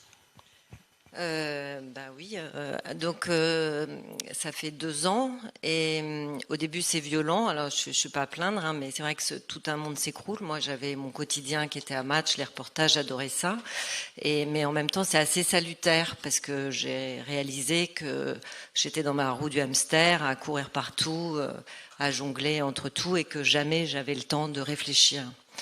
Donc j'ai eu la chance de faire ce dictionnaire amoureux du journalisme, qui était un cri d'alerte dépassé à sa sortie malheureusement, mais bref, qui était vraiment je voulais alerter sur les dangers qui nous menaçaient. Et puis pareil, j'ai repris en parallèle mes études. Je fais un master 2 en adaptation au changement climatique, et donc maintenant je suis intégrée à un labo de recherche. D'ailleurs on sera à Nantes pour un colloque sur les sciences dans la tourmente, parce qu'il n'y a pas que les médias qui sont... c'est du 10 ou 12 juin. Et dans ce labo de recherche, je réfléchis beaucoup à comment créer des récits performatifs qui poussent à l'action. Parce que j'ai aussi fait malheureusement le constat de l'échec de mon métier, à alerter sur ce qui se passait, l'extrême droite, le changement climatique, etc. En plus, c'est quand même toujours les mêmes personnes en face. Et donc, maintenant, je réfléchis là-dessus. Alors, je suis au chômage, je gagne pas ma vie. Mon chômage s'arrête fin novembre et je sais pas ce que je ferai après. Mais je sais que je reviendrai plus jamais dans un média comme celui pour lequel j'ai travaillé. Même si je pense qu'il faut absolument pas les abandonner parce que malheureusement, parce que eux, ils ont quand même du public, ils ont les lecteurs et qu'il faut créer des liens avec cette presse-là, qu'il faut ne pas les regarder de haut, qu'il y a des gens qui font un boulot extraordinaire dedans. Mais je pense que je vais changer, j'espère assez radicalement ma façon de vivre, en m'allégeant aussi, en ayant moins de charges, etc. Et en essayant de réfléchir à comment faire face à ce qui se profile. Eh ben, bienvenue parmi nous, Caroline. Je voulais dire juste une petite chose. En fait, ce que j'ai compris, mais vous le savez, c'est que la raison pour laquelle on fait confiance, enfin, on croit quelque chose, on adhère à ce qu'on nous dit, c'est parce qu'on a confiance. Et nous, aujourd'hui, en plus de l'invisibilisation, en plus de la violence, on est désormais assez décrédibilisé. Il y a vraiment un grand mouvement islamo-gauchiste, éco-terroriste, etc., etc., pour saper toute la confiance que pourrait avoir le public vis-à-vis de nous. Et ça encore, c'est un autre piège de cette fachosphère emmenée par Bolloré, de nous discrédibiliser en nous mettant des étiquettes qui sont considérées négativement. Et du coup, il y a une rupture de confiance et c'est ça aussi qu'il faut essayer de regagner. Et je pense que vous, ce que vous faites en étant ancré dans des territoires, dans le faire, c'est hyper important, mais c'est aussi quelque chose sur lequel il faut réfléchir. Comment réussir sans tomber dans un autre piège de Bolloré et de sa fachosphère, comment réussir à ce que notre parole, elle soit crédible en dehors des cercles militants. Voilà.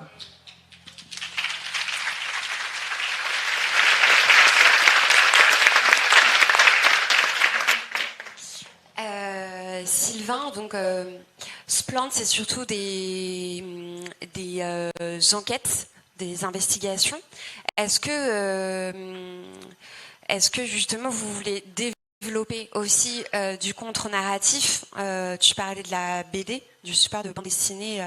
Florent, est-ce que il y a cette idée à Splend ou est-ce que vous explorez ces pistes-là de contre-narratif? En tout cas, de contre-agenda, parce que tu parlais d'agenda et l'agenda politique, que ce soit à l'échelle nationale ou à l'échelle locale, c'est-à-dire les rendez-vous qui vont être fixés par les élus, les instances, les institutions, elles déterminent la grande majorité des sujets, des reportages qui sont proposés. Donc après, on a les aléas, typiquement les inondations, des choses comme ça complète. Mais aujourd'hui, dans ce paysage médiatique, les journalistes sont plutôt à la remorque plutôt qu'en force de proposition. Et nous, on souhaite au contraire être l'anti-agenda, c'est peut-être la définition de l'enquête en quelque sorte, puisque les gros sujets, les gros dossiers d'enquête, alors ils ont forcément des liens avec la vie contemporaine, mais ils sont décidés déjà parfois 6 mois, voire 1 an avant leur publication. Parfois ils entrent en résonance avec des luttes, ça a été le cas sur la mine Imerys de Glomel, puisque la publication de cette enquête, elle a coïncidé avec une manifestation qui se déroulait à Glomel, c'était au mois de novembre dernier. Forcément, les collectifs, les associations déjà établies, des fois des citoyens plus isolés se saisissent de nos enquêtes et ça va même parfois déboucher sur la création de groupes locaux, d'actions revendicatrices et je trouve que c'est la promesse aussi éditoriale de Splend en fait. C'est-à-dire qu'on n'est pas un média qui se veut surplombant, non, en fait, on souhaite provoquer des changements en matière de défense, protection de l'environnement, de la biodiversité, de la santé, en fait aussi des populations, comme c'est le cas par exemple sur Saint-Nazaire, où on a publié un dossier d'enquête sur les industries polluantes de l'estuaire de la Loire. Et c'est pour ça aussi qu'on participe à pas mal de rencontres quand on est invité par ces collectifs, ces associations locales, pour expliquer un peu les coulisses de l'enquête, puis parfois aller plus loin, parce qu'on ne peut pas tout dire, tout écrire, ne serait-ce que pour des questions parfois de compréhension à l'écrit, même si les dossiers sont assez riches déjà. Donc c'est aussi peut-être une forme de contre-récit. En tout cas, on souhaite occuper l'espace public par ailleurs sur les médias, comment faire, comment riposter. Nous, on croit aussi à la force du collectif, à l'échelle plus déjà, on est un collectif. De base, on est une association. Je l'ai pas précisé, mais parmi nous, on a beaucoup de personnes qui interviennent à titre totalement bénévole. On a un comité éditorial aussi, et il est totalement bénévole. Et on participe à des collectifs de médias indépendants. On essaye notamment, on a eu les états généraux de la presse indépendante l'an passé, le collectif, alors une structure, une COP qui s'est créée, la COP des médias, qui souhaite, à partir des expériences déjà vécues dans d'autres secteurs de l'économie sociale et solidaire, mettre en réseau ces petites structures pour avoir des actions communes et peser aussi sur le débat public. Donc on a acheté des parts sociales très concrètement, vu que c'est une COP. Pour l'instant, on n'y a pas contribué, mais on pense que c'est une bonne direction pour que déjà ça essaime aussi à l'échelle nationale, qu'on ait d'autres médias d'enquête régionaux, ou pas seulement d'enquête. Nous, c'est le genre journalistique qu'on défend, mais en tout cas qu'il y ait une presse locale qui soit bien visible également. C'est un gros enjeu, la visibilité. Nous, on souhaite toucher le plus de lectrices et de lecteurs possible, pas être dans un milieu militant. On souhaite toucher le plus grand nombre. Avec quels moyens? Avec justement le ressort qu'on peut avoir, c'est la force là aussi des lectrices et des lecteurs du collectif qui peuvent partager, faire connaître, le bouche à oreille. On a imprimé des livrets qui sont disponibles aujourd'hui dans quasiment 30 librairies indépendantes de Bretagne. Ça permet de les faire circuler. Je veux dire qu'on gagne pas d'argent sur la vente des livrets très concrètement, mais on essaye de multiplier les initiatives pour rendre nos sujets d'enquête visibles et faire bouger les choses. Récemment sur les mines, j'ai l'impression que dans le sud Bretagne ça bouge pas mal en ce moment autour des projets miniers qui sont déposés là par Braze Resources, qui est en fait une multinationale basée au Canada et qui a son argent aux Bermudes. Et si on peut contribuer aussi à apporter des éléments les plus précis possibles aux personnes qui s'interrogent sur ces questions, on aura considéré qu'on aura fait une partie de notre travail. Merci. Il est midi. Donc on arrive à la fin de cette table ronde, ou en tout cas pour les échanges là, les questions-réponses. Merci à tous et toutes. Là, on a vu du coup la stratégie de Bolloré, les forces réactionnaires qui l'accompagnent, les menaces, les intimidations, etc. On a vu aussi comment on peut essayer de contribuer à un contre-pouvoir narratif en termes d'agenda, comment l'ancrage des luttes sociales, des luttes féministes peuvent être un contre-pouvoir essentiel, et pas simplement face à l'extrême droite, mais aussi dans les milieux de gauche. C'est le temps des questions. Je sais qu'il fallait finir à midi, mais comme la technique, je me permets, a eu un peu de retard, on va se laisser un peu de temps pour les questions-réponses, même si c'est pas retransmis, tant pis. Hein. C'est transmis, c'est super, on adore. Voilà, on peut se laisser souffler là 15-20 secondes. Réfléchissez peut-être à des questions que vous auriez envie de poser. Et après, je reviens, je vous ziote et on vous passe le micro. Merci, on peut applaudir les intervenants.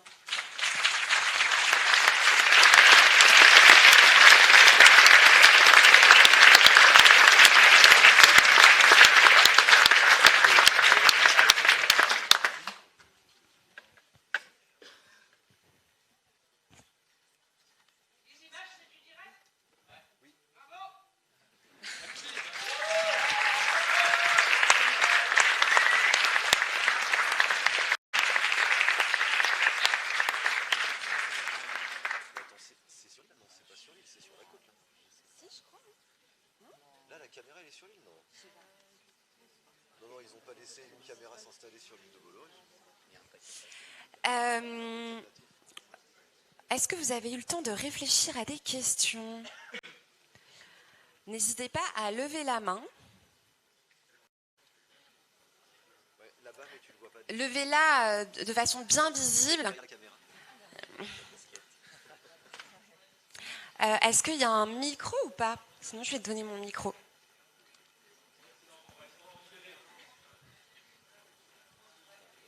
Sinon, tu peux lui passer le tien et on se partage. Ben ouais, il est à côté de la technique. Bonjour, merci beaucoup. Vous avez pris comme exemple quelquefois Instagram, Facebook pour la visibilité de vos médias, de vos enquêtes. On voit actuellement aussi une fascisation de ces médias sociaux détenus par des multimilliardaires qui voient Bolloré de très haut. Qu'est-ce que vous pensez de ces médias sociaux qui me semblent être un peu on peut parler peut-être de mute news, on ne parle pas de...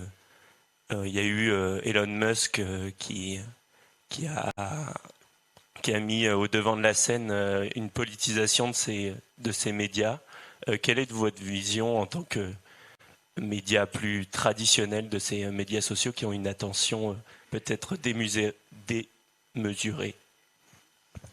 Merci pour la question. Est-ce que Caroline et Lisbeth, Sarah, pardon, pas Lisbeth, est-ce que Caroline et Sarah, vous avez envie de dire quelque chose par rapport à ça?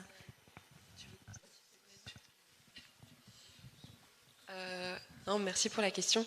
Nous, en tout cas, à Lisbeth, on n'est pas sur beaucoup de réseaux sociaux, beaucoup parce que c'est beaucoup moi qui gère et que ça me fait chier de ouf, mais le principal réseau social sur lequel on est, c'est Instagram, parce qu'en fait, on s'est mis là-dessus à la base, qu'on a effectivement, il y a une grosse partie du trafic de notre site qui vient de là, pas que, mais en partie. Du coup, c'est vrai qu'on a en fait une dépendance vis-à-vis de ce type de réseau. Là, depuis quelques temps, il y a de plus en plus de cross-posts qui se font avec plein de comptes gauchos, etc. Donc ça, c'est assez intéressant. On essaie de développer ça le plus possible pour gagner en visibilité et se donner un peu de solidarité entre nous aussi. La question va peut-être se poser après d'aller sur d'autres types de réseaux sociaux, mais moi, je ne connais pas très bien Mastodon, tout ça, je ne sais pas. J'imagine qu'il y a aussi d'autres enjeux là-dessus, mais du coup, nous, l'intérêt, c'est de vraiment, en tout cas, on essaie de développer la newsletter à Bâle, parce que c'est notre principal moteur, notre principal canal de communication, et en fait, on arrive directement dans la boîte mail des gens, et en fait, on est beaucoup plus indépendant à ce niveau-là, et puis ensuite, de passer aussi par d'autres moyens pour se faire connaître, mais pour le moment, Instagram, on aurait du mal à s'en passer. Voilà, je ne sais pas trop si ça répond à la question, mais c'est vrai que c'est un peu en discussion, mais pour le moment, on reste dessus, quoi. Mais par contre, on n'a jamais voulu aller sur Twitter, même quand c'était encore Twitter. Et voilà. Oui. Ouais, bonjour. C'est une vaste question en fait. Est-ce qu'il faut abandonner ou pas ces espaces-là, qui sont des espaces grand public? Moi, à titre privé, j'y suis jamais allée. J'ai aucun compte sur les réseaux sociaux. J'étais un tout petit peu sur Twitter, mais plus comme fil d'actu. Mais c'est comme les mass médias. Est-ce qu'il faut arrêter voilà, donc moi je crois que non, je crois que c'est important de continuer à parler à ceux qui y sont. Mais voilà, et je crois que toi, Diego, tu avais quelque chose à dire?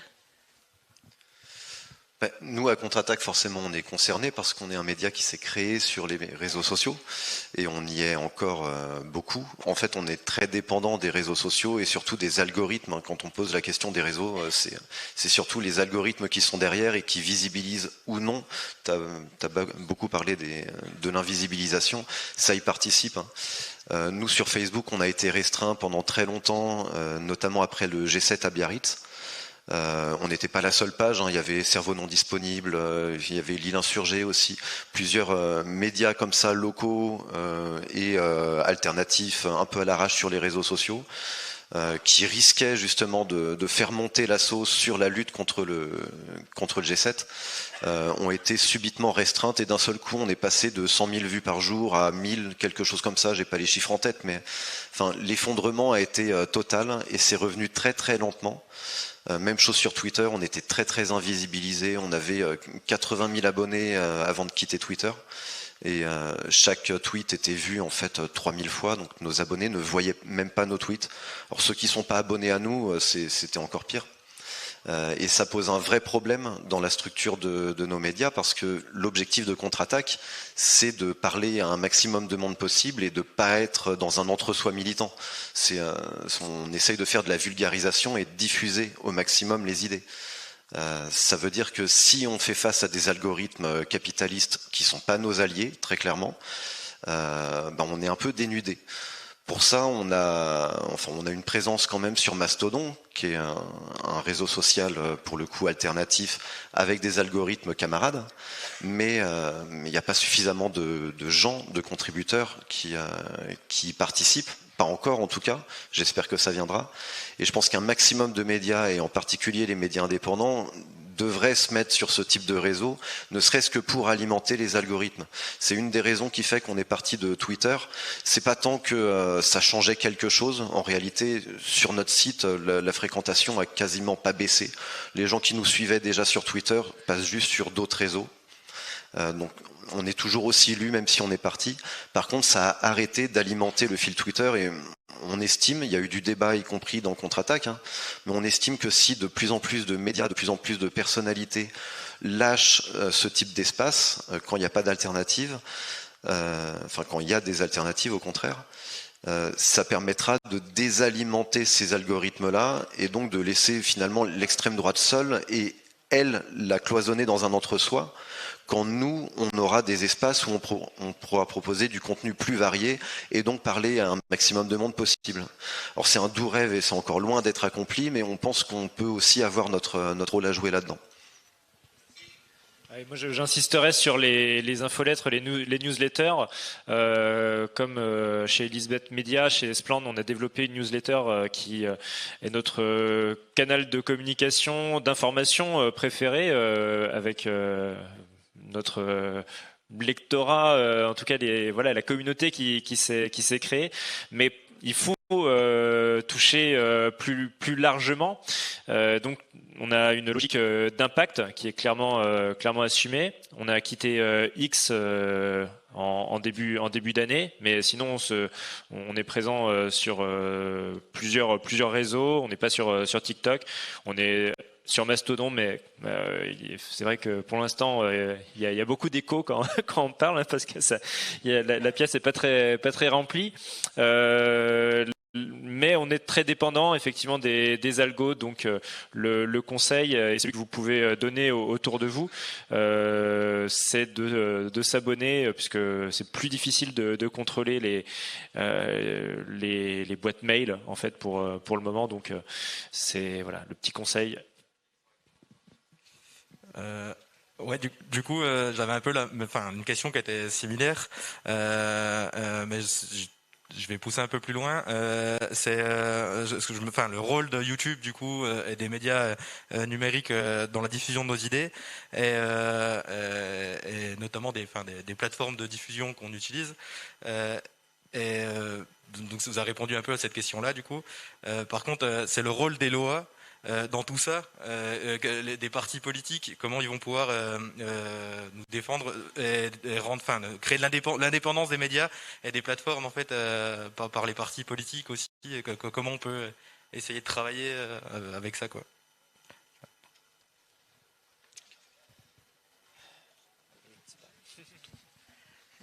En fait, je crois qu'il faut faire un travail de lobbying. Il y a beaucoup d'associations qui se sont créées. Je pense notamment à l'Observatoire des atteintes à la liberté de la presse, à Article 54, qui est fondé par les anciens du JDD, parce qu'on peut rien attendre du politique. Ils ne feront rien, c'est pas dans le débat public.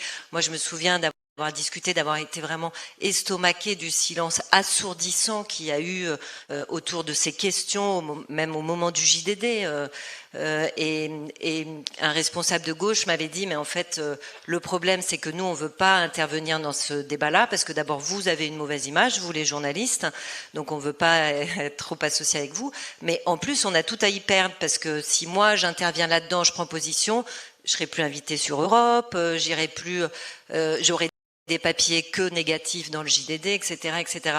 Donc on n'a pas d'autre solution, comme d'habitude, de créer du collectif, de se renforcer, d'adhérer dans toutes ces associations qui sont créées et qui font un boulot incroyable, et d'essayer de ce que font là, celles que je viens de citer et tant d'autres, de faire du lobbying auprès des politiques et pour essayer d'obtenir des changements législatifs. Mais voilà, mais c'est un très très long combat, parce que pour l'instant, le politique semble quand même avoir intérêt à ce que on puisse pas avoir des médias libres et indépendants. Je rappelle que 25% des journaux gagnent de l'argent, enfin de leur entrée financière. Au moins, c'est des aides de l'État qui ne sont assorties d'aucune contrainte.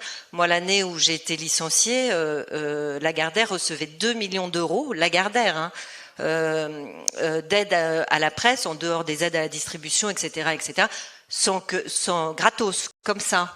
Et tout ça, ça devrait évidemment être assorti d'un respect de l'indépendance, de la déontologie, des SDJ, etc., etc. Pour l'instant, c'est un peu open bar. Donc là, il y a une grosse lutte à mener, et que la presse indépendante mène, et pas que. Hein, donc voilà, c'est ça que j'avais à dire. Je ne sais pas si quelqu'un va tout à l'heure, je parlais des états généraux de la presse indépendante. Derrière, c'est le Fonds pour une presse libre qui a rassemblé beaucoup de médias indés, mais aussi des syndicats, parce que les syndicats font un travail de très longue date. D'ailleurs, historiquement, sur beaucoup de lois en France de la protection de la liberté de la presse. Ce travail, c'était de faire du plaidoyer vis-à-vis du grand public, mais évidemment d'une action de lobbying aussi. C'était dans le contexte des états généraux des médias, de l'information, qui avait été lancé par Macron qui se tenait encore là, il y a un an, et qui n'a débouché sur évidemment rien du tout. Surtout, on avait des grosses craintes que ça puisse encore nous enlever des droits, parce qu'il en reste quelques-uns quand même qui protègent la profession et qui permettent à des petits journaux de subsister. Donc c'est le statu quo sur ce point. Il y a un gros travail qui avait été fait. Si ça vous intéresse, vous pouvez aller voir sur le site du Fonds pour une presse libre tout l'argumentaire qui a été déployé, y compris sur la question de la distribution des aides à la presse. Il y avait des contre-modèles qui étaient tout à fait intéressants et possibles à mettre en pratique. Merci pour vos réponses. Florent, tu voulais dire quelque chose? On passe à la question suivante. Je voulais dire d'où l'importance du papier, quand même, du livre papier, parce que le jour où les réseaux sociaux seront contrôlés, nous, on a quand même la possibilité, et on travaille à cette idée d'autonomie, hein, en cas de grosses difficultés de censure, d'avoir nos propres machines à imprimer pour pouvoir faire nos bouquins et les distribuer, et que ce soit des tracts, des revues, où le papier, il a quand même, où le livre, il a encore cette importance aujourd'hui. Merci. On va passer aux questions suivantes, parce que le temps passe. Je voulais juste rajouter une petite citation pour répondre à la question. Une citation d'un philosophe connu qui s'appelle Cyril Hanouna. On adore. Lorsqu'il insulte Louis Boyard, Cyril Hanouna dit les choses très clairement. On ne mord pas la main qui nous nourrit. Et je pense que ça veut absolument tout dire. Les médias ont du mal à mordre la main qui les nourrissent, c'est-à-dire celle des milliardaires, par exemple, ou les aides gouvernementales. Les partis, dans le même ordre d'idées, vont avoir du mal à mordre la main qui les nourrit en visibilité. Donc il faut rien attendre d'eux, à moins qu'ils n'y soient contraints et forcés par des mouvements sociaux, par une demande populaire forte. Donc je pense que les partis politiques peuvent y penser, mais n'ont absolument pas les moyens à l'heure actuelle d'imposer quoi que ce soit à la presse. Je ne sais même pas si ça serait souhaitable. Enfin, d'imposer une nouvelle structure législative à la presse parce qu'il n'y a pas de mouvement populaire fort derrière, il n'y a pas de demande populaire. Merci. Ouais, là, on va vous partager des questions qui ont été posées par des internautes sur le live du média Au Poste, le média de David Dufresne. Et ensuite, on reprendra une ou deux questions dans la salle, mais uniquement des personnes sexisées, donc des personnes qui se reconnaissent comme queer ou les meufs 6-7. Je vous remercie. Oui, donc je me fais relais de 3 questions qui ont été sélectionnées sur le chat de Au Poste. La première est adressée à Florent. Et la question c'est, peut-il nous dire par qui les livres qui sont édités chez toi sont distribués? Avec une sous-question qui est, est-ce que être édité chez un éditeur indépendant, ça signifie d'accepter que nos livres ne soient pas visibles partout autant qu'on le voudrait? Et les 2 autres questions, c'est une question concernant l'Arcom. Faut-il réformer l'Arcom pour avoir un Bolloré moins nocif? Et une dernière question qui pose la question de, est-ce que la multiplication des médias indépendants est-il la bonne stratégie avec un peu en sous-texte la difficulté de financer un grand nombre d'acteurs différents? Ok, donc pour répondre pour notre maison d'édition, donc on est distribué et diffusé par Interforum aujourd'hui. Donc Interforum appartient à Kretinsky et donc on est en train de réfléchir à mettre en place un système de diffusion-distribution indépendant, parce qu'on voit bien qu'avec la tension, on va plus pouvoir passer par ces distributeurs à terme, et donc il faut que vraiment on crée notre propre autonomie. Moi j'ai eu un peu toutes les formes, à un moment donné j'étais autodiffusé, donc j'allais moi-même avec mon vélo dans les librairies. Le problème c'est que quand vous avez un succès, la logistique devient infernale en fait, et donc j'ai fait des burn-out à cause de ça. Donc on est obligé de passer par des distributeurs. Mais c'est vrai que c'est à nous de... La distribution, c'est vraiment la logistique qui livre avec les camions partout en France. La diffusion, c'est plus les commerciaux qui vont visiter les libraires et faire connaître vos livres pour que les libraires les commandent. La diffusion est plus facile à maîtriser, mais la distribution, c'est vraiment une question de logistique. Et il faut qu'on arrive à un nombre. Il y a déjà des distributeurs indépendants qui commencent à se mettre en place, mais il faut qu'on arrive à un nombre suffisamment fort pour se distribuer de manière autonome, parce que nous-mêmes, effectivement, on est dépendants de ces grands groupes. Merci. Est-ce que pour les autres questions, et peut-être qu'on fait un intervenant par question maximum, puisque le temps passe. Ouais, Caroline. Ouais, j'ai été désignée pour répondre sur l'Arcom, mais bien sûr qu'il faut réformer l'Arcom. On a vu que ça marchait mal. CNews existe toujours et ça pose un problème parce que des gens mettent de l'argent pour acheter un journal d'extrême droite, bon, ils payent, mais là on zappe sur la télé et on tombe sur une chaîne d'extrême droite qui est sur un canal qui appartient à l'État. Donc là, très clairement, il y a quelque chose qui s'est mal passé. Donc oui, le réformer. Après, je suis pas du tout spécialiste de ça, mais oui, c'est quelque chose. Ouais, je sais pas. Voilà. C'est court. Ça sera exploré peut-être dans un autre temps, non? Oui, sur la troisième question, en fait, c'est un peu est-ce qu'il y a trop de syndicats ou trop de partis politiques? Mais je dirais que les médias indés, ça se divise pas, ça s'additionne ou ça se multiplie aussi parce qu'on peut faire des collabs. Et de toute façon, en ce qui concerne l'expérience de Spland, elle ne peut être menée que par un collectif. Actuellement, on est à peu près 30. On ne peut pas imaginer cette initiative dans un cadre beaucoup plus gros. Or, on a besoin d'être proche de notre territoire. Aussi, que je dis ça par rapport à la démocratie interne, aux questions de proximité, en fait, de relations interpersonnelles. Donc pour nous, c'est très, très important. Et je pense que la bonne voie, c'est d'avoir de nombreux médias de ce type qui quadrillent le territoire. Merci. On va bientôt clore les échanges. Je prends encore des questions de personnes qui se reconnaissent comme queer ou meufs cis hétéros.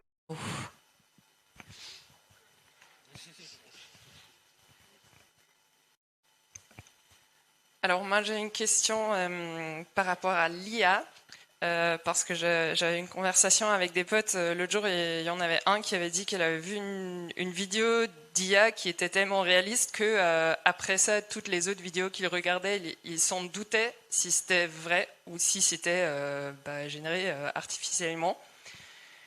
Et du coup, on est un peu arrivé à la conclusion que finalement, on est devenu tellement technologisé qu'on redevient un peu analphabète dans le sens où on peut plus croire ce qu'on voit avec ses propres yeux, sauf si on est vraiment sur place et on le voit vraiment, on est témoin, mais si c'est sur Internet, on peut pas le croire.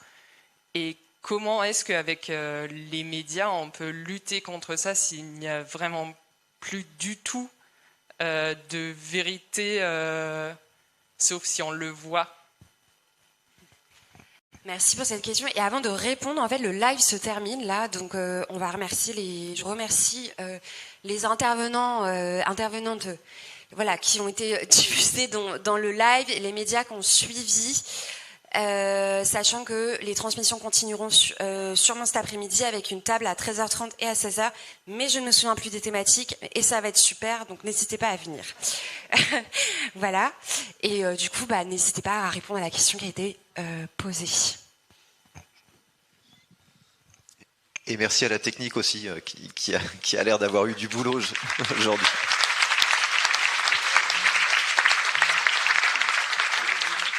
Concernant l'IA, c'est côté technique, moi je maîtrise pas l'IA. Par contre, côté production d'informations, sur le site de Contre-Attaque, par exemple, on est submergé de propositions d'IA.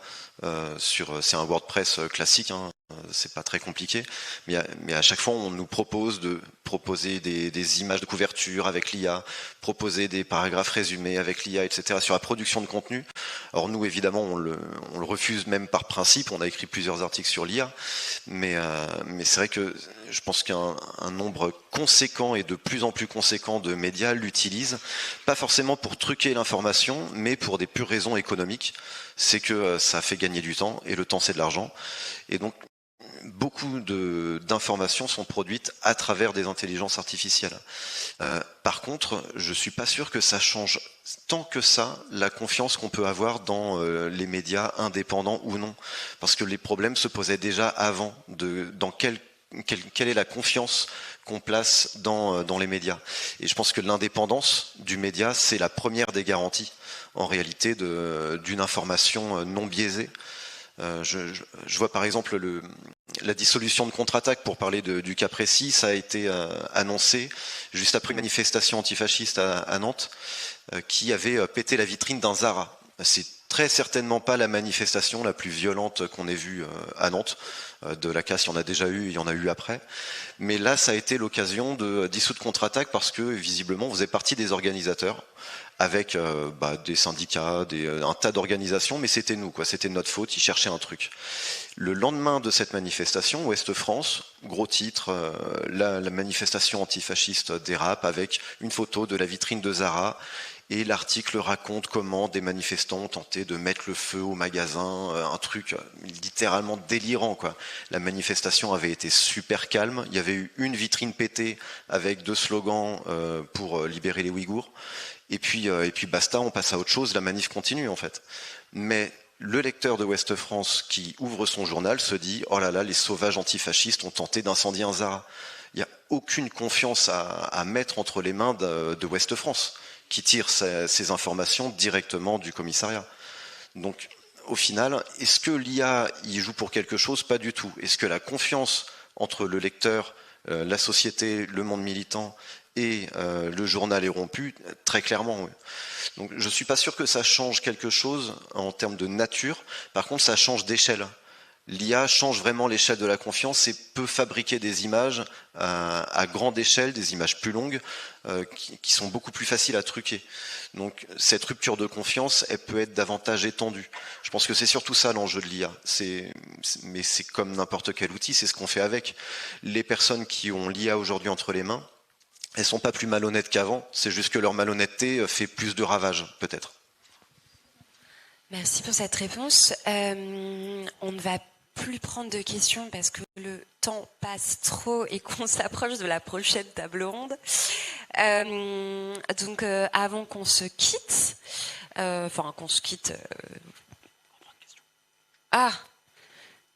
bon.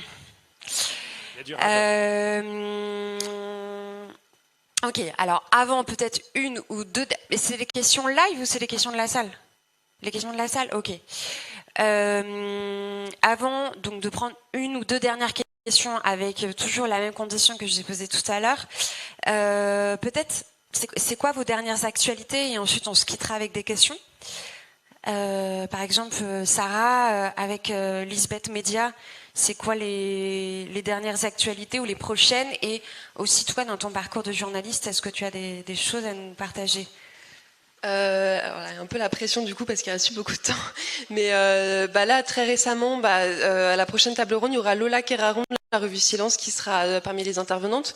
Elle a signé le dernier article qui est paru sur notre site sur les violences sexistes et sexuelles au Cameroun. Sur les femmes en fait et la façon dont les femmes s'organisent au Cameroun parmi les riveraines et dans les plantations Socfin détenues par Bolloré à 40%. Voilà, donc c'est à lire sur notre site. Et le mois prochain, on lance notre première vraie campagne de dons aussi. Donc, si vous voulez nous aider à nous payer un barnum, allez-y, abonnez-vous à la newsletter et faites des dons et allez découvrir. Et voilà, et puis je fais un petit teasing, mais je sais pas si je devrais. Il y a potentiellement, parce que tu parlais du papier, et donc il y a le projet de faire un Mac papier Lisbeth sur les initiatives féministes intersectionnelles de Bretagne d'hier et d'aujourd'hui. C'est en cours, ça vient tout juste de se lancer. On sait pas trop encore pour 2026 peut-être, mais voilà. Mais on aura besoin du soutien des gens, ça c'est clair et net. On a hâte.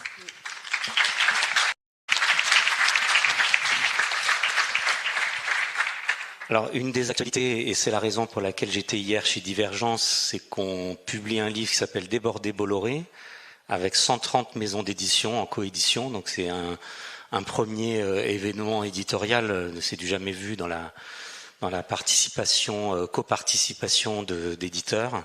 Et on est une vingtaine d'auteurs, des libraires, des éditeurs, des différentes autrices et auteurs qui parlent donc des problématiques de Bolloré. Et donc c'est un livre qui sort le 6 juin en librairie, mais vous pouvez déjà l'acheter chez Divergence pour ceux qui sont à Quimperlé dans le coin. Donc ça c'est vraiment l'actualité première. Et ensuite juste le prochain livre que je vais sortir sera sur Hiroshima. Donc ça sera l'anniversaire de cette atrocité créée par l'être humain, avec un livre de Charles Pellegrino qui est un scénariste et qui raconte seconde par seconde ce que c'est que l'atrocité du nucléaire. Et voilà, donc ça c'est le prochain livre que nous sortons.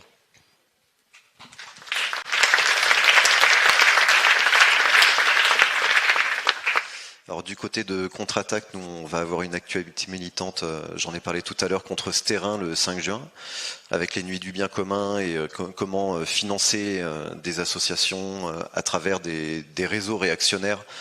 Je vous invite, je vais pas épiloguer, mais je vous invite à vous renseigner sur Pierre-Édouard Sterrin, qui est un autre milliardaire que Bolloré, qui est un peu moins riche, mais qui est pas forcément plus gentil.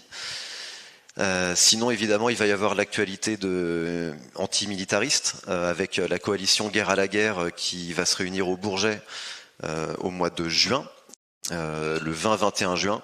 Donc, je vous invite là encore à vous renseigner et à venir au Bourget parce que ça risque d'être très sympa et surtout très militant, très important parce que la militarisation galopante, elle va de pair aussi avec la fascisation de la société. Et puis du côté média, on a plein de projets, peut-être trop, donc je ne sais pas encore ce qui va sortir en premier, mais ça fait un moment qu'on n'a pas sorti de revue, donc ça serait bien que ça sorte. Il y a des carnets artistiques qui devraient être publiés bientôt, un camarade qui publie des carnets une fois tous les dimanches, des carnets artistiques sur l'actualité des luttes, et puis possiblement aussi un podcast, ou en tout cas une sorte d'émission de radio. On ne sait pas encore trop quelle forme ça va prendre, mais voilà, on réfléchit aussi à des nouveaux formats pour raconter les luttes d'hier, d'aujourd'hui, à Nantes et ailleurs.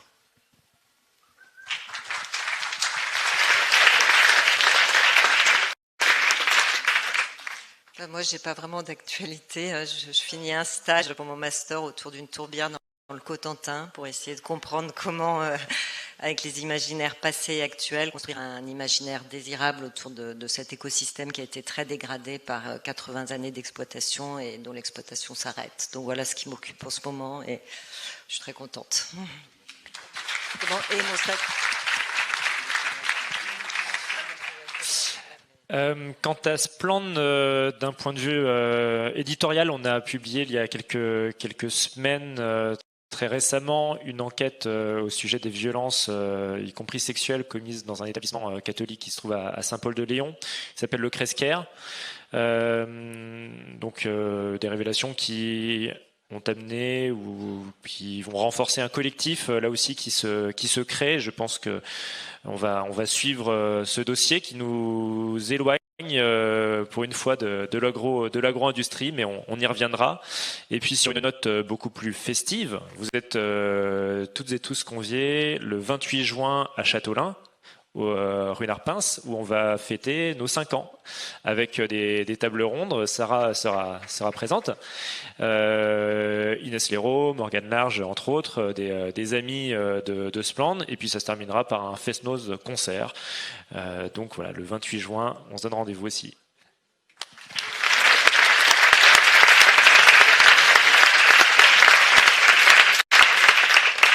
Alors, je sais que j'avais dit qu'on pouvait prendre encore une ou deux questions, mais en réalité, il est 12h30. Nous sommes ici depuis 9h30.